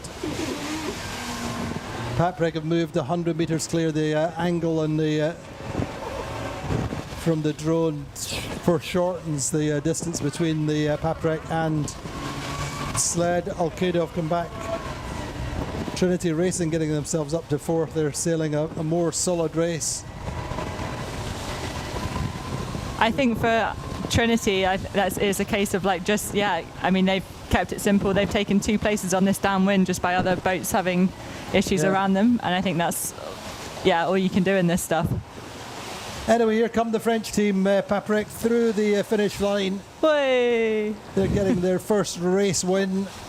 A 1 and a 2 for the French team. Allez les Bleus. Epic day for Paprec. Epic. Well done, guys. Loic, allez les gars. Well done, guys. And Sled come through for second. So honours shared between the top 2 boats today. They have been a class apart, Katie, haven't they? That was an incredibly dominant performance by both those teams today. That was so sick to watch. Fantastic. Robbie, a great race for the top 2 boats sharing their honours as Alkedo come through the line now. Yeah, that's right, Andy. From start to finish, really, from the start of that first race today and then also that start of this race we just had now, really dominant performance. And I thought they did a really nice job of not only sailing smart, but you saw the crew work in the onboard shots there. They're working really, really hard to make sure that the vessel is intact, obviously, priority one, and then also making it go as fast as they can. And they were getting up to some serious speeds on those downwinds, Andy. They were indeed. I mean, all the teams have been going fast, but as you said, it's about keeping the boat together, not breaking things, and I think in general, keeping it simple, and as Katie said, watching for potential problems and circumventing them before they happen. Platoon Aviation just coming through the line. The next, I think they'll come away with fifth by the looks of it. Not too bad considering they blew up that kite. Solid recovery, actually. Really impressive. And then Vayu, and then No Way Back. So Trinity Racing, as you said, Katie, just keeping it simple this time. And not pushing, or over pushing, shall we say. No Way Back, I suppose a solid result, 7th. They were quite deep early on, weren't they? Yeah, you take a mid-fleet over a kind of 12th, 13th, every single point counts. Half a plus then with an 8th, which I think will give them a reasonable average over the course of the day. 6th in the first race. I mean, the French guys are absolutely loving this. It's like that's the best part of sailing, when you finish a big day out with your friends or with your crew. You just have a laugh about it. That's one of the best parts of sailing. Absolutely, and they you know, we're so fortunate to have had them win the circuit since back to Med Cup days, and I remember them so many times. They would finish a race and just carry on sailing because they loved it or because they wanted to go and practice something or do something. So to see them being successful, whatever level in the top boats just now, is just really gratifying. Anyway, here comes Prevezza through the line just behind Crioula. And Gladiator will be coming through for 13th, so food for thought for them. Yeah, I'm not sure they've got a kite up, just looking at their speeds, kind of down at 13, 14. Yeah, no. Oh, poor Matty has got a bit on. That's the question, is what, so many of them will be completely beyond repair. Yeah. And it's what else you've got in the locker in terms of sails. Yeah, that's so. I mean, on day one as well, to blow through 2 kites, of which you're probably going to need for the rest of the week, because it's the same conditions.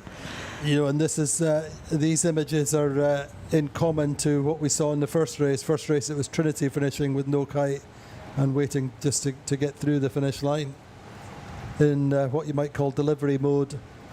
And now this time it's Gladiator. Every point, every place is precious. Yeah, 13th instead of a 14th is it adds up. It's a single point. But there you can see, you get a better view upwind there of that big lump of mountain, which I think splits the breeze or affects the breeze as we get closer to the land.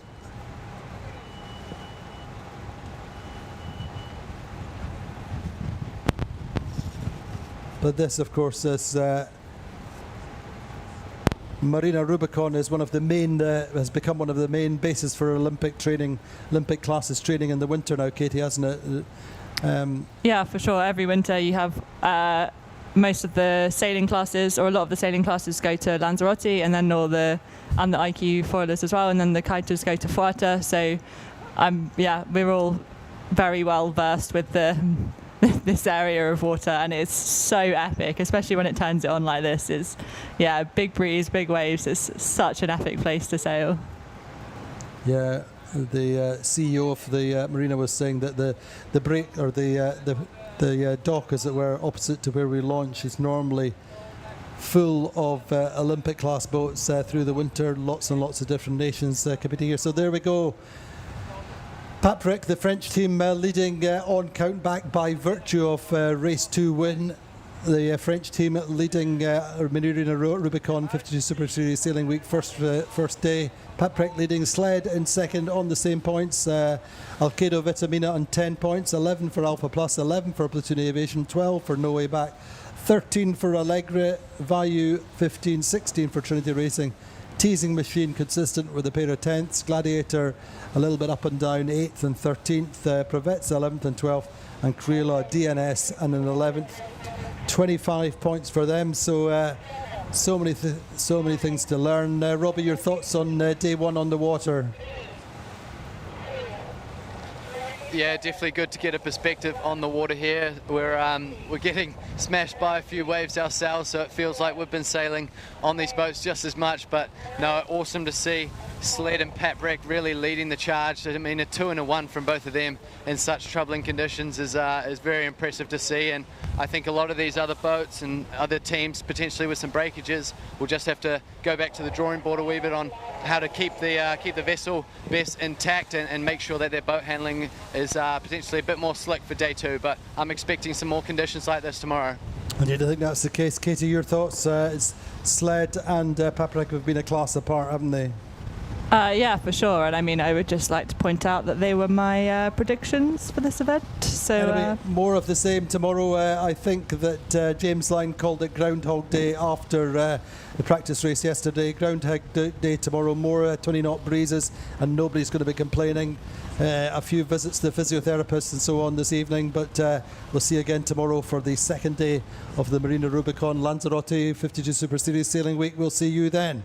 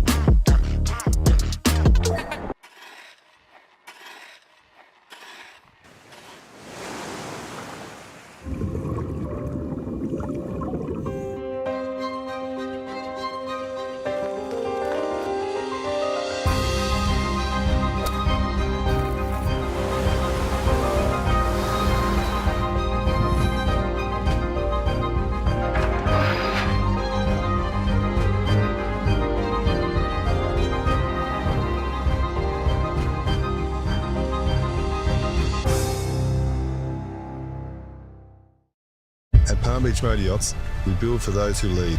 This comes from our history in competitive ocean racing, where advanced technologies and a spirit to win shape our every advantage on the water.